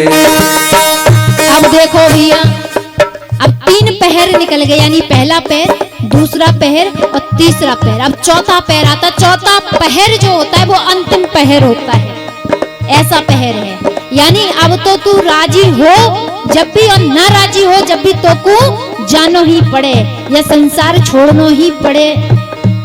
तो भगवान एक संदेश भेजते हैं, कैसा, अब भी सोच समझ मन मूर्ख करता तेरा मेरा, अब भी सोच समझ मन मूर्ख करता तेरा मेरा। यानी घमासान पैड़ो देख रहे हो कि अब तो जाने की तैयारी कर ले, मेरे पास ही आनो है, तब भी पड़ोसियन से झगड़ो कर बैठो है। कैसो? अरे ये मेरी इतनी जमीन है, तूने कैसे ले ली? अरे कल तो मैंने यहाँ पर इतना अपनो सामान रखो, तूने कैसे उठा लिया? ऐसी बात को झगड़ो लेके पुलिस चौकी, थाने और वकील तक पहुंच जावे बात। लेकिन वह वकील तक तो पहुंच जाते हैं और असली वकील तक कोई नहीं पहुंचता है। वहां की तैयारी नहीं कर रहे, तैयारी अभी केवल यहाँ तक की है, यानी मृत्यु लोक में ही है। तो भगवान पहर कहता है कि चौथा पहर ऐसा है, इसमें मैं बख्शूंगा नहीं। अभी सोच समझ मन मूर्ख करता तेरा मेरा, अभी सोच समझ मन मूर्ख करता तेरा मेरा। बिना भजन के तेरा रे बंदे, बिना भजन के तेरा रे बंदे, होगा नहीं निवेरा। अब तो आ गया चौथा पनामा, कैसे बीतेगी अब होगी ना भजन कैसे बीतेगी, कैसे बीतेगी भजन बिन कैसे बीतेगी, कैसे बीतेगी भजन कैसे बीतेगी। कबहू की भजन कैसे बीतेगी, कबहू कियो ना भजन कैसे बीतेगी, कबहू कियो ना भजन कैसे बीतेगी, कबहू कियो ना भजन कैसे बीतेगी, कबहू कियो ना भजन कैसे बीतेगी। बोलिए भक्त वत्सल भगवान की, सतगुरुदेव भगवान की। गुरु की शरण नहीं, तब तक आपको कुछ नहीं प्राप्त हो। गुरु से ही परमात्मा मिलता है। कहते हैं ना, गुरु गोविंद दोऊ खड़े, काके लागू पाए, बलिहारी व गुरुदेव की गोविंद दियो मिलाए। तो बलिहारी तो गुरुदेव है ना, और गुरुदेव जैसा कोई प्यार भी नहीं करता, प्रेम भी नहीं करता। यानी जो शरीरधारी माता पिता हैं, वो केवल आपका स्वास्थ्य, आपका पालन पोषण कर सकते हैं, लेकिन अगर भगवत प्राप्ति करानी है तो गुरु बनाने होंगे, गुरु की शरण में जाना ही होगा। और दूसरी बात देखिए, बड़ी सुंदर बात है, जो लोग कहते हैं कि माता पिता के चरणों में तीर्थ है, ये सत्य है, ये सत्यवाद है। किसी संतों ने सत्य ही कहा है कि माता पिता के चरणों में तीर्थ है। यदि आपके माता पिता भोजन के लिए, वस्त्र के लिए और तड़प रहे हैं, उनकी सेवा तुम नहीं कर रहे हो, चारों तीर्थ घूम लेना, चारों धाम घूम लेना, चाहे तुम रोज बांके बिहारी मंदिर जाना, चाहे आप रोज बरसाने जाना और रोज आग्रह करना हमारी किशोरी जी से कि दर्शन दो, नहीं देगी, नहीं दे सकती महाराज। क्यों? क्योंकि वो कहती हैं कि पहले माता पिता को खुश कर दिया तो मेरा आप दर्शन करें तो और ना करें तो, जब भी मैं तुमसे प्रसन्न हो जाऊंगी और जब भी तुम्हारी भगवत प्राप्ति हो जाएगी तुम्हें, यदि आप अपने माता पिता की सेवा करते रहें। देखिए आज का कलयुग है, यहाँ पर बहुत सी माताएं बैठी हुई हैं जो सास भी बनी हैं, बहू भी हैं, है ना। तो मैं सभी से एक बात कहना चाहूंगी, यदि सास दो कहे तो आप एक भी मत कहो। क्यों? क्योंकि सास जो है वो हमारी भगवत प्राप्ति करा सकती है। जैसे माँ जब वो मारती थी छोटे पे या बड़े पर भी माँ डांटती भी है, थप्पड़ भी मारती है, माँ से तो नहीं झगड़ा करते, माँ से रुष्ट होकर के तो माताएं नहीं बैठा करती थी। और आज यदि सास कुछ कह दे, मारने की तो दूरी की बात मैयाओ, यदि मां और सासू माँ ने एक शब्द भी कह दिया तो मुंह फुलाकर कोने में जाकर के बैठ जा। क्यों कही? और कुछ तो बहुएं ऐसी हैं कि जो माँ से ही, सासू माँ से ही उल्टा बोलने लग जाती हैं। फिर तुम मंदिर जाओ, 2 लोटा जल चढ़ाओ भगवान पर, भोलेनाथ पर भी, चाहे तुम अपना जीवन चढ़ा दो, जब भी बाबा भोलेनाथ प्रसन्न होने वाला नहीं। चाहे जैसे भी हैं, कैसा भी है, माता पिता है, सास ससुर हैं, इनकी सेवा श्रेष्ठ है। मैं तो सभी माताओं से हाथ जोड़ करके विनम्र निवेदन करती हूँ इस बात का। यदि आप मैया सीता की तरह बनकर देखो, बड़ा सुंदर प्रसंग है। माता सीता की तरह बनकर देखो, वो एक अर्धांगिनी भी है, वो एक बहू भी है, और एक राजा की पुत्री भी है, और एक राजा की पुत्र वधू भी है, जो वन में घूमी है, वन वन भटकी हैं। तो उनसे सीखो। आदि शक्ति हो आप सभी, यदि आप चाहो तो इस जगत में डंका बजा दोगे। आप चाहो तो इस परिवार को ऐसा रखोगे कि दुनिया ये कहेगी उस जैसी बहू नहीं देखी। कितनी सुंदर सेवा करती है। तो बहू बनो सीता मैया की तरह,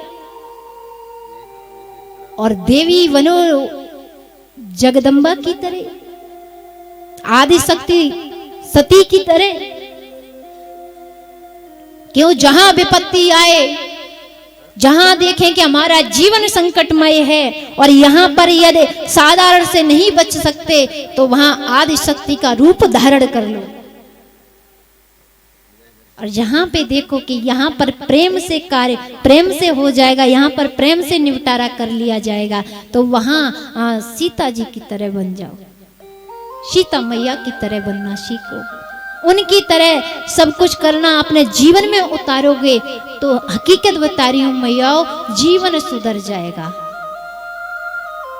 चरित्रों को कभी याद करते हो? अभी कथा आ रही है, बड़ी सुंदर है कि जब तक जिस भाव में आप चिंतन नहीं करोगे, तब तक भागवत सार का सुनना बड़ा कठिन है।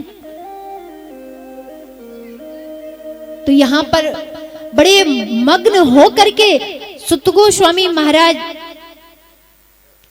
ऋषियों को कथा सुना रहे हैं। और किनसे?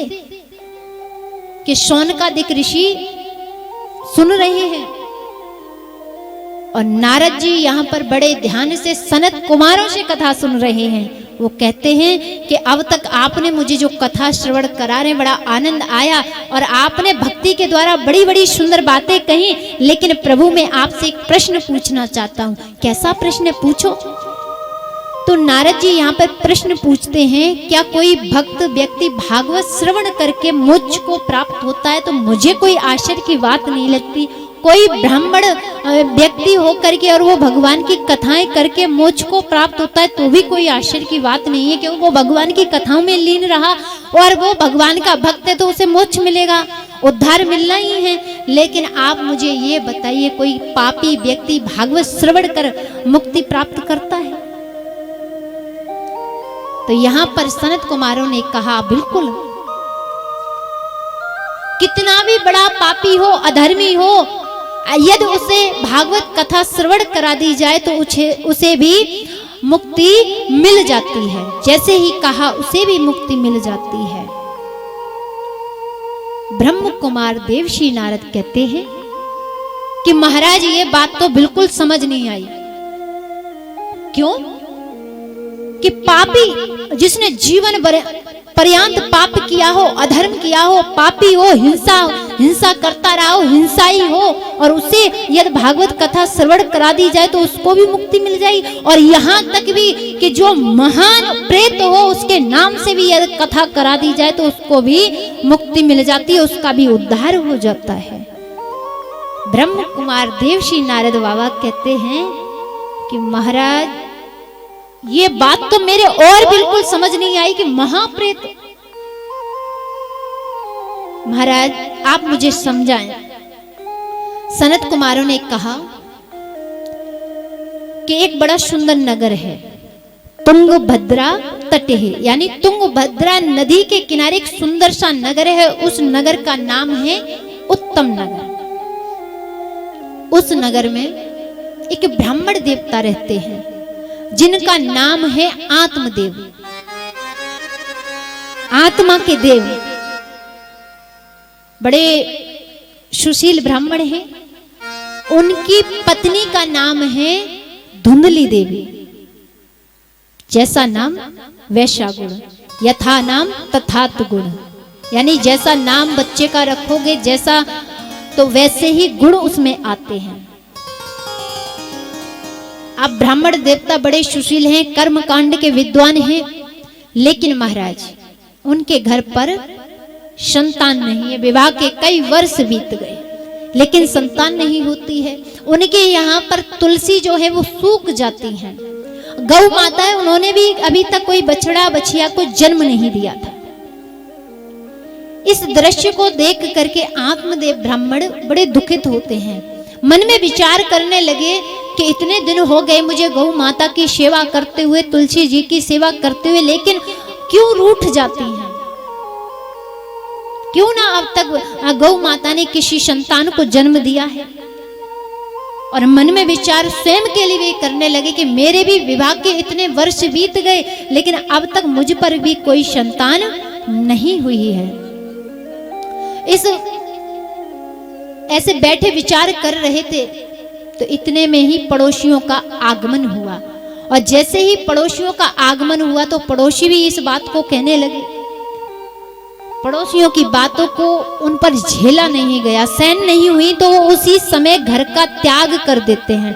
जब घर का त्याग करके वन में जाते हैं और वन में जाकर के नदी के किनारे सुंदर सा वृक्ष है, उसके नीचे जाकर के शीतल छाया में बैठ जाते हैं और मन में विचार करते हैं कि जब तक संतान प्राप्ति का वरदान नहीं मिलेगा तब तक लौट करके मैं वापस घर नहीं जाऊं।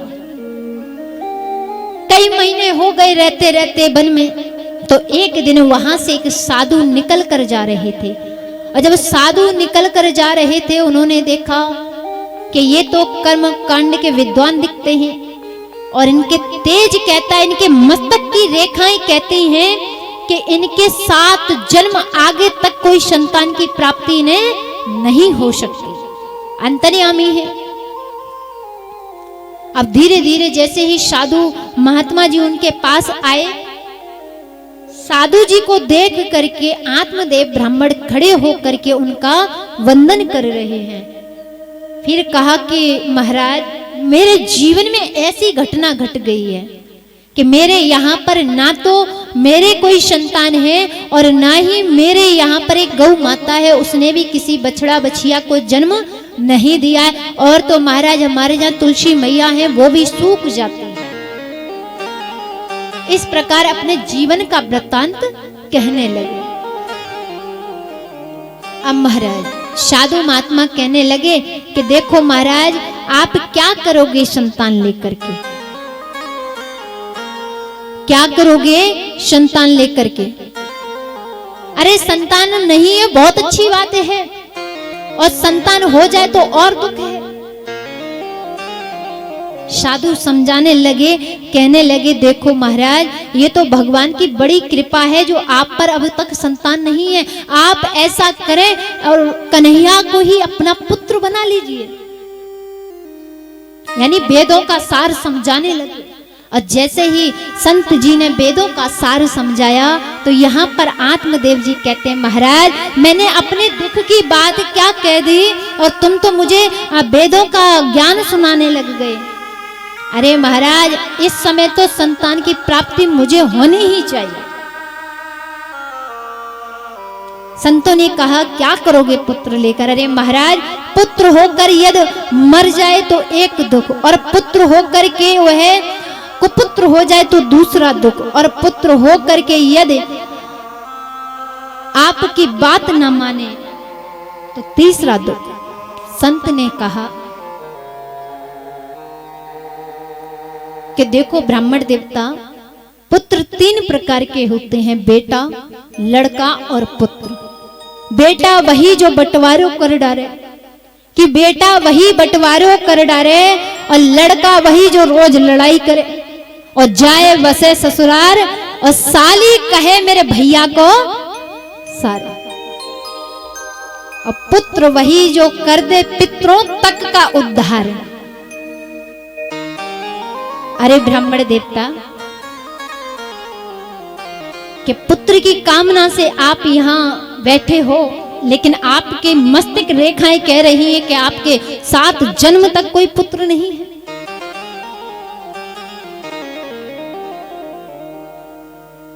जैसे ही कहा, ब्राह्मण देवता कहते हैं यदि आपने मुझे पुत्र नहीं दिया तो सत्य कहता हूं सिर फोड़कर मर जाऊंगा, और मेरी जो मृत्यु होगी उसका दोष आपको लग जाएगा, ब्रह्म हत्या का दोष लगेगा। जैसे ही कहा, और देखिए ये बड़ी सुंदर बात है। कैसी है कि यहाँ पर जितनी भी माताएं बैठी हुई हैं, जितने भी भाई बंधु बैठे हुए हैं, वो सभी पुत्र की कामना करते हैं ना? इतनी बेटियों की नहीं, पुत्र होना चाहिए, चाहे बेटी हो या ना हो। एक बात बताओ भैया, और माताओं बेटियों ने कहा बिगाड़ दियो तुम्हारो, कछु बिगाड़ो। अरे जिसके घर लक्ष्मी नहीं, जिसके घर में बेटी नहीं, उसके घर में तो कुछ भी नहीं, चाहे कितनी भी संपत्ति हो। बड़ी सुंदर बात है। देखो कलयुग का जमाना है, कलयुग है, वैसे तो कलयुग जैसा कोई युग ही नहीं है, सबसे श्रेष्ठ है कलयुग। तो यहाँ पर बड़ी सुंदर लाइन कही है किसी ने, पहले पिता की बात सुनो, बेटा मन हर्षाए, आज कल के बेटन को देखो, बाप को आंख दिखाए। तो बताओ मैया, आप बेटा पानो चाहो या बेटी, उतना बेटा नहीं कर सकते, कदाचित नहीं करते। जितनी सेवा बेटियां करती उतना बेटा नहीं कर सकते। तो कहते हैं पहले पिता की बात सुनो, बेटा मन हर्षाए, आज कल के बेटन को देखो, बाप को आंख दिखाए। लगे बापन पे बेटा जुल्म ढाने, ढाते हैं ना, बेटियां कभी नहीं ढाती। लगे बापन पे बेटा जुल्म ढाने, लगे बापन पे बेटा जुल्म ढाने, आगे का होए रे भैया राम जाने, आगे का होए भैया राम जाने। लगे बापन पे बेटा जुल्म ढाने, लगे बापन पे बेटा जुल्म ढाने, आगे का होए रे भैया राम जाने, आगे का होए भैया राम जाने। राम जाने घन श्याम जाने, राम जाने घन श्याम जाने, राम जाने घन श्याम जाने, राम जाने घन श्याम जाने। लगे बापन पे बेटा जुल्म ढाने, लगे बापन पे बेटा जुल्म ढाने। जय हो, मीठी मीठी तालियों के साथ।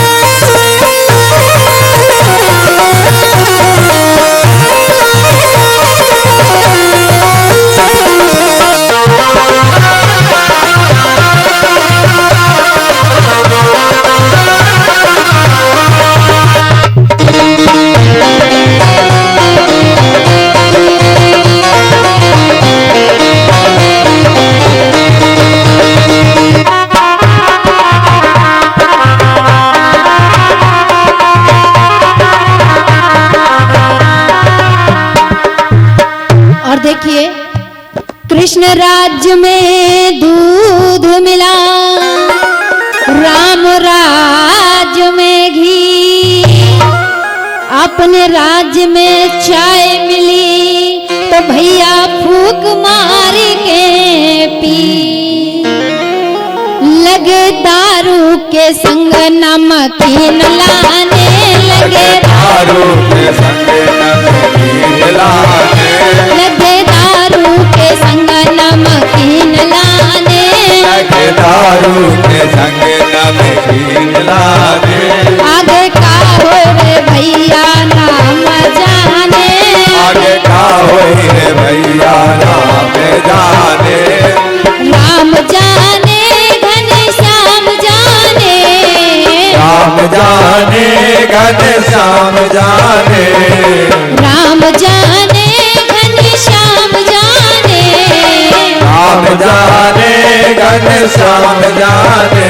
आगे का होए रे, आगे का होए रे भैया राम जाने। आगे का होई रे भैया राम जाने। जय हो।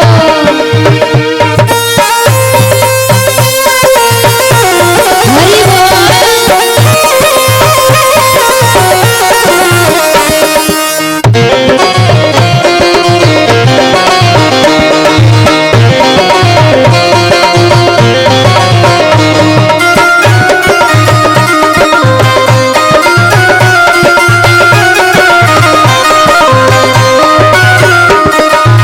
अब देखिए माताओं, समय खराब है या नहीं? पुत्र की कामना कर रहे हैं और खुद कहां खड़े हैं? मदरा की दुकान पर। तो बताइए, आपका पुत्र संस्कारी है? होगा? कदापि नहीं हो सकता। जब खुद माता पिता ही संस्कारी नहीं तो पुत्र को संस्कार कहां से दोगे? अब देखो आपके सामने है ये प्रभु कहते हैं ना, प्रूफ आपके सामने है। कैसा है कि यदि यहाँ पर अभी वही दुकान होती तो यहाँ कम से कम 100-200 व्यक्ति बैठा होता ना। और ये भगवान का धाम है, भगवान पधारे हैं तो कोई नहीं। अब पुत्र की कामना कर रहे हैं, फिर पुत्र भी कहता है जैसा तुमने किया है वैसा भोगो।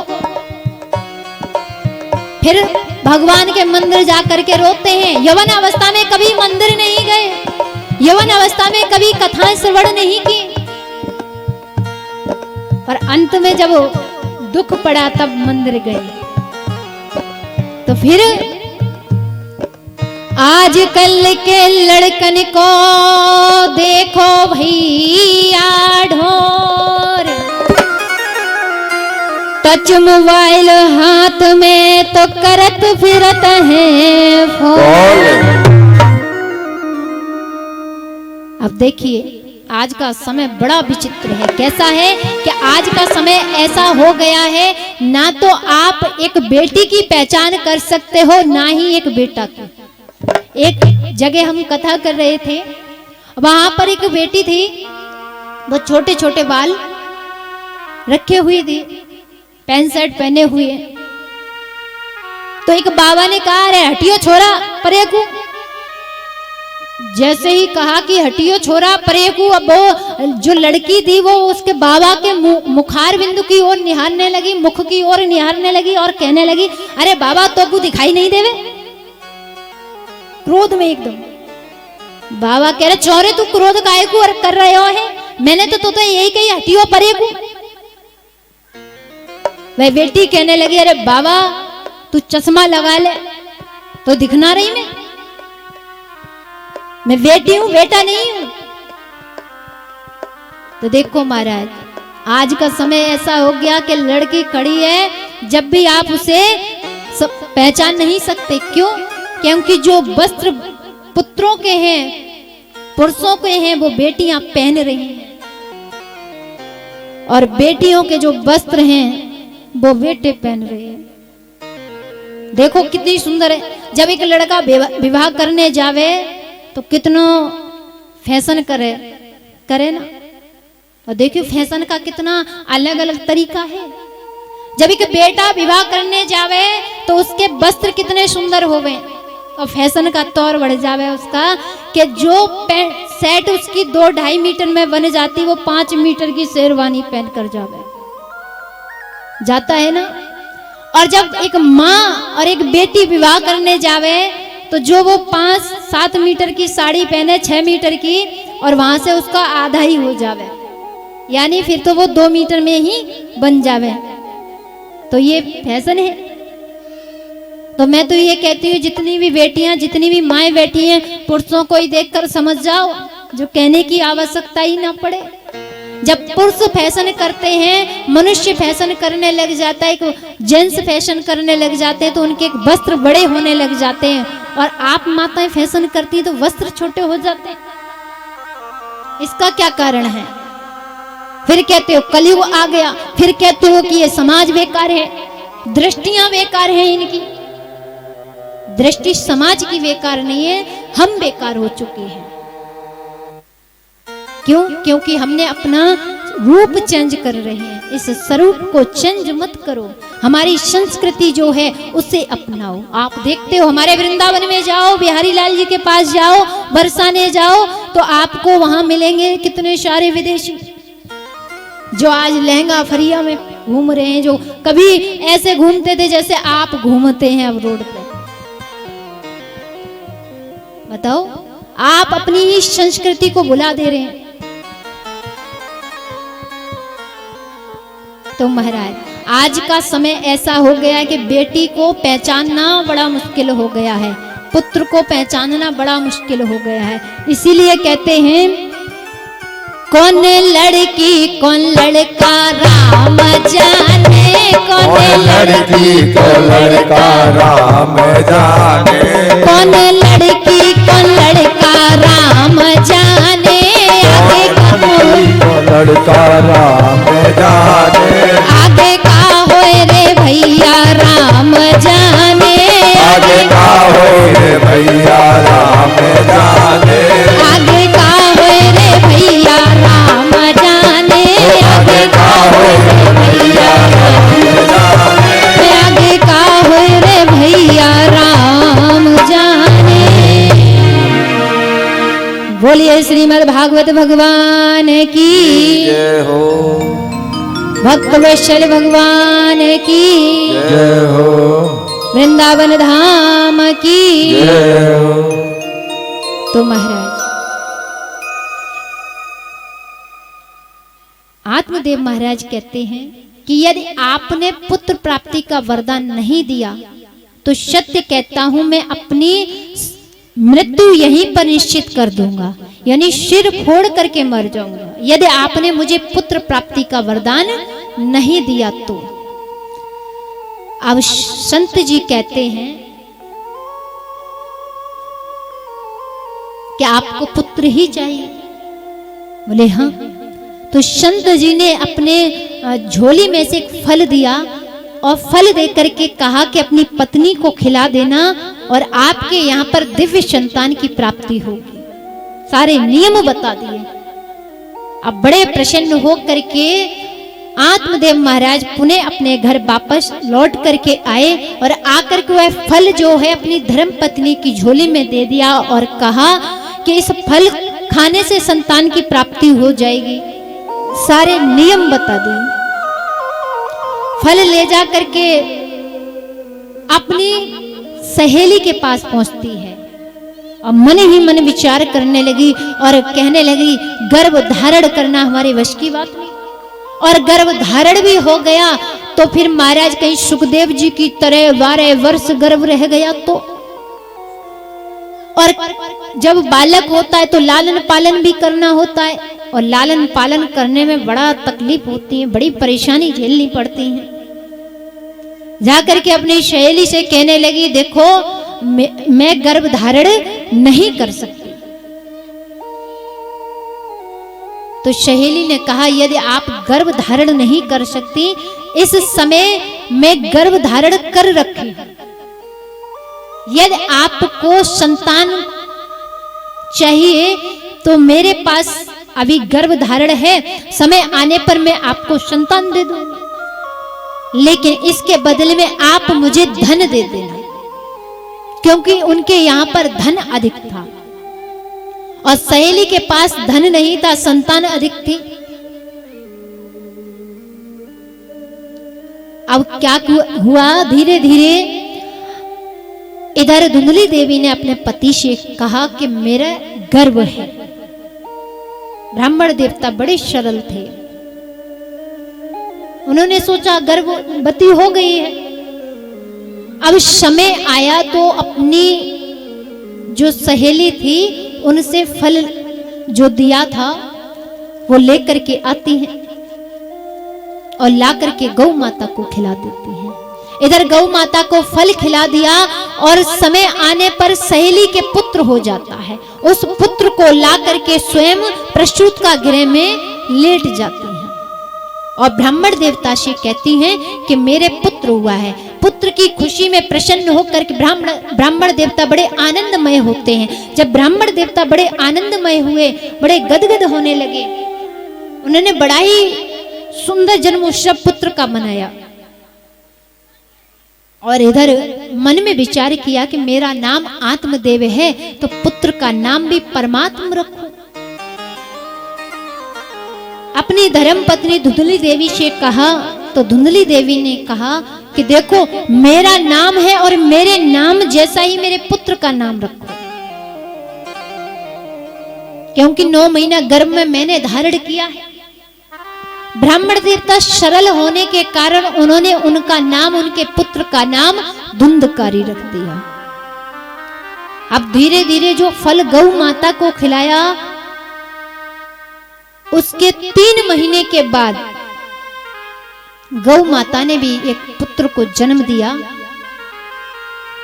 तो उनका सारा शरीर मनुष्य जैसा, केवल कान गौ माता जैसे, गौ माता जैसे कान देख करके आत्मदेव ब्राह्मण ने उस गौ माता के पुत्र का नाम गौकर्ण रख दिया। अब वो दोनों बालक ब्राह्मण देवता के आंगन में बड़े होने लगे। बड़े हुए तो इधर दोनों बालक जो हैं उनमें अलग अलग भाव हो गया। कैसा हुआ कि गौकर्ण हमेशा अपने पिता आत्मदेव के पास बैठ करके वेदों का पाठन किया करते थे, वेद पढ़ा करते तो वो ज्ञानी हो गए।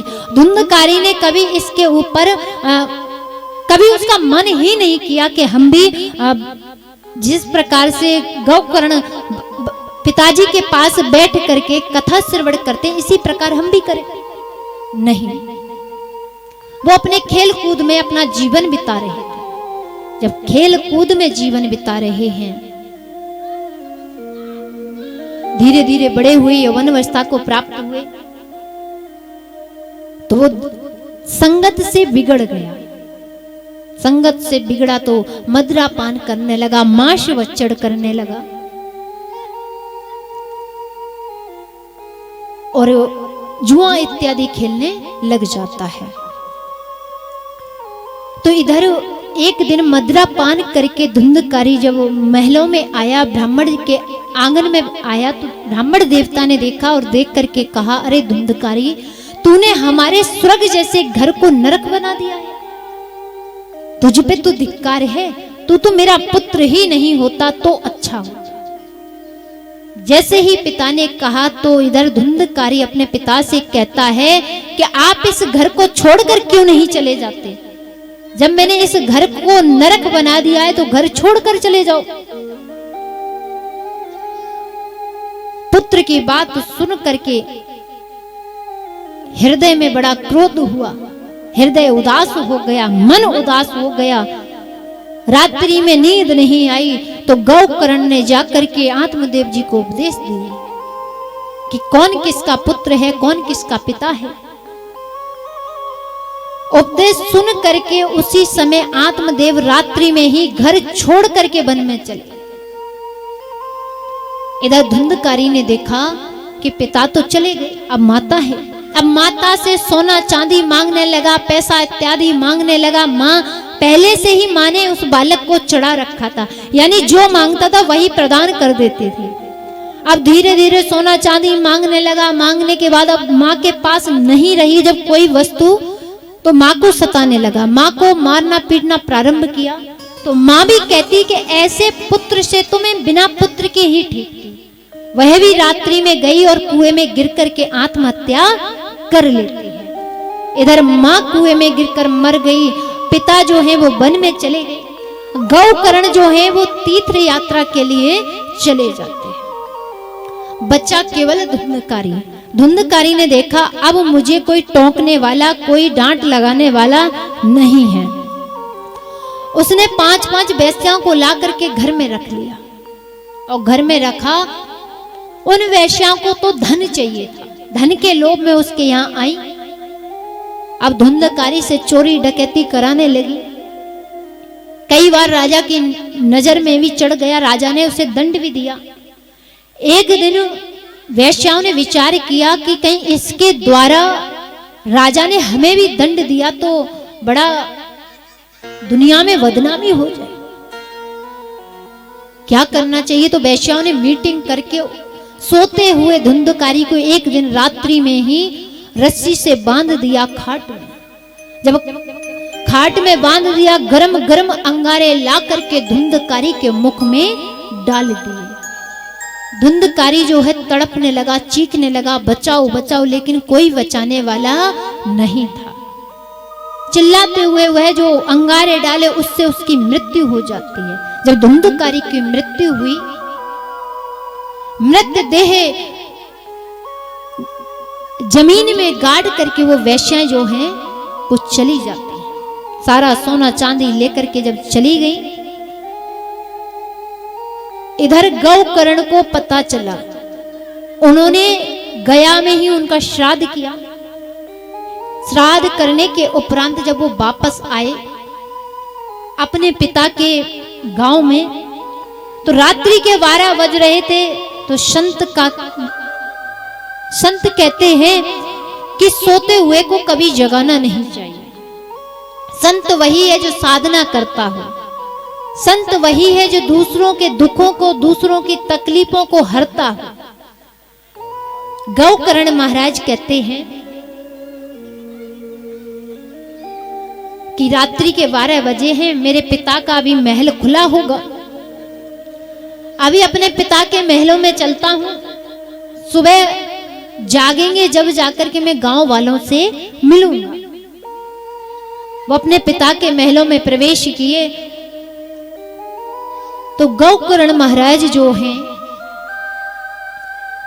वो उस समय भजन करने में बैठ गए। कहते हैं कि जब सारा संसार सोता है उस समय संत जन भजन करते हैं, कि सारा संसार सोता है कि उस समय संत जी भजन करते हैं। तो गौकर्ण महाराज भजन करने के लिए बैठ जाते हैं। जब बैठ गए तो कई कई प्रकार के दृश्य उनके सामने आ जाते हैं। जब कई कई प्रकार के दृश्य उनके सामने आए, अब वो कहने लगे, महाराज मुझे क्यों डरा रहे हो, कौन हैं आप, सामने तो आओ। गौकर्ण महाराज ने अपने जो कमंडल था उसमें से जल के छींटे सामने को मारे तो एक छाया हाथ जोड़ करके खड़ी हो जाती है। छाया जैसे ही हाथ जोड़ करके खड़ी हुई और गौकर्ण ने पूछा, आप कौन हैं? तो छाया कहती है, मैं आपका भाई धुंधकारी हूं। जैसे ही कहा कि आपका भाई धुंधकारी हूं, गौकर्ण ने कहा कि मैं आपके नाम का श्राद्ध तो मैं गया में करके आ गया, जब भी आपकी मुक्ति नहीं हुई। तो धुंधकारी प्रेत रूप में वह कहता है, आप एक बार नहीं 100 बार मेरा श्राद्ध गया में कर दो, जब तक मेरी मुक्ति हो ही नहीं सकती। बोले क्यों? क्योंकि जब तक आप कोई ऐसी मुक्ति का, महाप्रेत की मुक्ति का उपाय नहीं करेंगे तब तक मेरी मुक्ति नहीं हो सकती। क्या करना चाहिए? वो तो आप करेंगे, आप मेरे भ्राता हैं, आप मेरी मुक्ति का उपाय करिए। सुबह हुआ, जैसे ही सूर्य भगवान ऊपर की ओर आए, गौकर्ण महाराज ने सूर्य भगवान को रोक लिया और सूर्य भगवान को रोकते हुए कहा कि हे सूर्य भगवान, आप ये बताइए कि महाप्रेत की मुक्ति कैसे होती है? तो सूर्य भगवान ने कहा कि सत्कर्म करो, श्रीमद् भागवत महायज्ञ कराओ महाप्रेत के लिए, तब उसकी मुक्ति होगी। और इधर गौकर्ण से मिलने के लिए सभी खड़े हुए थे। गांव वालों ने भी सुना और जैसे ही सुना तो गांव वालों ने श्री भागवत का बड़ा सुंदर अनुष्ठान करा रहे हैं कि महाप्रेत की मुक्ति हो जाए। और गौकर्ण महाराज को व्यासपीठ पर बैठा दिया और कहा कि आप महाप्रेत की मुक्ति करें। तो अब श्रीमद् भागवत का जब शुभारंभ हुआ, जब श्रीमद् भागवत होने लगी, तो प्रथम दिवसीय कथा में बुलाया गया किसको? महाप्रेत को, कि आप आए, आपकी मुक्ति के लिए ये कथा हो रही है। आया, लेकिन एकदम हवा को ऐसो झोंको आयो महाराज, तो वो प्रेत के कोई शरीर तो होता नहीं, हवा चली तो वो उड़ने लगा, उड़कर चला। तो यहाँ पर संतों ने देखा, कहा कि इसको रोकना बड़ा कठिन। बोले कैसा रोका जाए? बोले इसके लिए तो बांस मंगाया जाए, क्योंकि बांस के अंदर हवा का प्रकोप नहीं होता, हवा प्रवेश नहीं कर सकती। तो सप्त ग्रंथि का बांस मंगाया गया और बांस मंगा करके भागवत के पांडाल में दाहिनी ओर गड़वा दिया, लगवा दिया गया। अब कहा कि आप आकर के इस बांस की ग्रंथि में जाकर के बैठे। महाप्रेत धुंधकारी बांस की पहली ग्रंथि में जाकर के बैठा, और जैसे ही प्रथम दिवसीय कथा का ब्राह्म हुआ तो प्रथम ग्रंथि फटी, दूसरे दिवस की कथा का ब्राह्म हुआ तो द्वितीय ग्रंथि फटी। धीरे धीरे सप्तम दिवस का जैसे ही ब्राह्म, भगवान के धाम से सुंदर सो विमान लेकर के प्रभु के पार्षद आ जाते हैं। जैसे ही प्रभु के पार्षद विमान को लेकर के आए,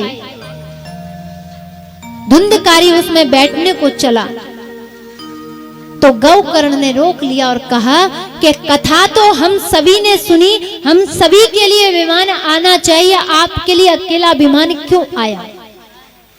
तब प्रभु के पार्षदों ने कहा कि कथा तो सभी ने सुनी, लेकिन मन से नहीं। अगर मन से कथा सुनते, एक चित्त होकर के कथा सुनते, तो आप सभी के लिए विमान आना चाहिए था।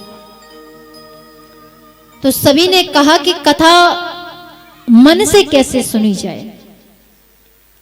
तो प्रभु के पार्षदों ने कहा कि देखो, कथा सुनने के 3 प्रकार होते हैं। बोले वो कौन कौन से हैं? तो कहा कि कथा हमेशा श्रोता सुनते हैं। श्रोता, श्रोता कैसे हैं? तो बताया कि श्रोता वो होते हैं जो एकाग्र मन होकर के, एक चित्त होकर के और कथा का मनन करते रहे, और कथा का मनन करें, कथा का चिंतन करें, तो उसके लिए प्रभु के यहाँ से विमान आता है। और यही धुंधकारी ने किया। वो कथा सुनता था और चिंतन किया करता था और मनन करता था। और दूसरा सरोता। अब आपको पता ही है सरोता कैसे होते हैं। कथा में आए, 3 घंटे उनके ऐसे ही निकल जाते हैं। कभी इससे बात करनी, कभी उससे बात करनी, उससे कहे तो भैया कितनी देर की आ गई। 50 गलती कथा पंडाल में निकालेंगे, 100 गलती व्यास जी में। अरे अभी तक कोई चुटकुला ही ना सुनायो है, अभी कोई भजन ही नहीं गायो। अरे भजन कहाँ सुनो, आप कथा तो सुनो, कथा ही मुक्ति दिलाती है। तो इस प्रकार सरोता भी अपना जीवन ऐसे ही निकाल देता है। कथा सुनता है लेकिन मनन नहीं करता, चिंतन नहीं करता, तो उसके लिए कभी प्रभु के यहाँ से विमान नहीं आता। और सोता, सोता जानते हो कैसे होते हैं? कि कथा चल रही है और ऐसी जगह देखेंगे जहां पर कमर को सहारो लग जाए, और जो कभी घूंघट नहीं करती हो मैयाएं, और कथा में आकर के अवश्य घूंघट करें। क्यों? वो इसलिए करें कि अगर नींद भी आ जाए तो व्यास जी देख ही नहीं पाए, भक्तजन देख ही नहीं पाए, और देख लिया तो बड़ी बदनामी होगी। इसीलिए ना, और कभी घूंघट नहीं करती हूं। और सबसे बड़ी बात ये, जो घर में छोटे छोटे बालक होते हैं वे सोने नहीं देते, कथा में आ जाती हैं तो महाराज नींद तो पूरी है जावे। 3 घंटे तक कथा चले तो मैया को 3 घंटे तक विश्राम चले। और जैसे ही व्यास जी महाराज जोड़ को जयकारो लगाए, बोलिए बाल कृष्ण लाल की जय हो। और जैसे ही जयकारो लगाया मैया तो वह मैया की नींद खुल गई। और नींद खुली तो पड़ोसिन से पूछने लगी कथा है गई। पड़ोसिन भी बड़ी सरल वाने कही है गई। अब आने यूं ना पूछी तू कहां चली गई, तू तो यहीं बैठी। लेकिन पड़ोसिन सरल होने की वजह से उन्होंने कहा कि कथा है गई। मैया ने प्रसाद लिया और प्रसाद लेकर के अपने घर की तरफ चल दी। और घर की तरफ गई तब भी आफत एक आ खड़ी हुई। कैसी आफत, उसकी सहेली मिल गई। और सहेली मिली तो सहेली थोड़ी चतुर थी, भगवान से प्रेम किया करती थी। तो सहेली ने पूछ ही लियो, अरे बहना तू कथा श्रवण करने गई? बोली हाँ। तो आज व्यास जी महाराज ने कहा सुनायो? बोले सुनायो तो पतो नहीं, लेकिन कथा सुन के आई। तो महाराज जब वो 3 घंटे सोई गई तो पतो का चले कि कथा में कहा कही गई और कहा सुनो उन्हें। तो ये श्रोता होते, इन्हें भी परमात्मा नहीं मिलता, इन्हें भी भगवत प्राप्ति नहीं होती। भगवत प्राप्ति केवल श्रोता को होती है, जो मनन करता है, चिंतन करता है, श्रवण करता है और कथा को अपने जीवन में उतार लेता है, उसी को भगवत प्राप्ति होती है। तो इस प्रकार प्रभु के पार्षदों ने कहा। तो गौकर्ण महाराज ने फिर दोबारा कथा करी। जब दोबारा कथा करी तो बड़े प्रेम पूर्वक समाज ने, संसार ने सुनी, तो उनके लिए भी विमान आयो। तो इसीलिए आप सभी भी ध्यान पूर्वक सुनेंगे ना, तो आप सभी के लिए विमान आवे, वो ये सत्य है मैया। लेकिन ध्यान पूर्वक इस कथा को अपने जीवन में उतार लो। और जीवन में उतर गई तो समझ लो कि आपके हृदय में ऐसी बस गई कि कभी निकल ही नहीं सकती। और प्रभु के यहां से विमान आनो ही है। तो सभी के लिए गौकर्ण ने सभी के लिए विमान मंगाया और सभी को उस गौकर्ण ने उस विमान में बैठा करके प्रभु के धाम को ले गए। बोलिए भक्त वत्सल भगवान की जय, कृष्ण कन्हैया लाल की जय। अब ये बताओ कि किन किन माताओं ने कलश उठाए हैं?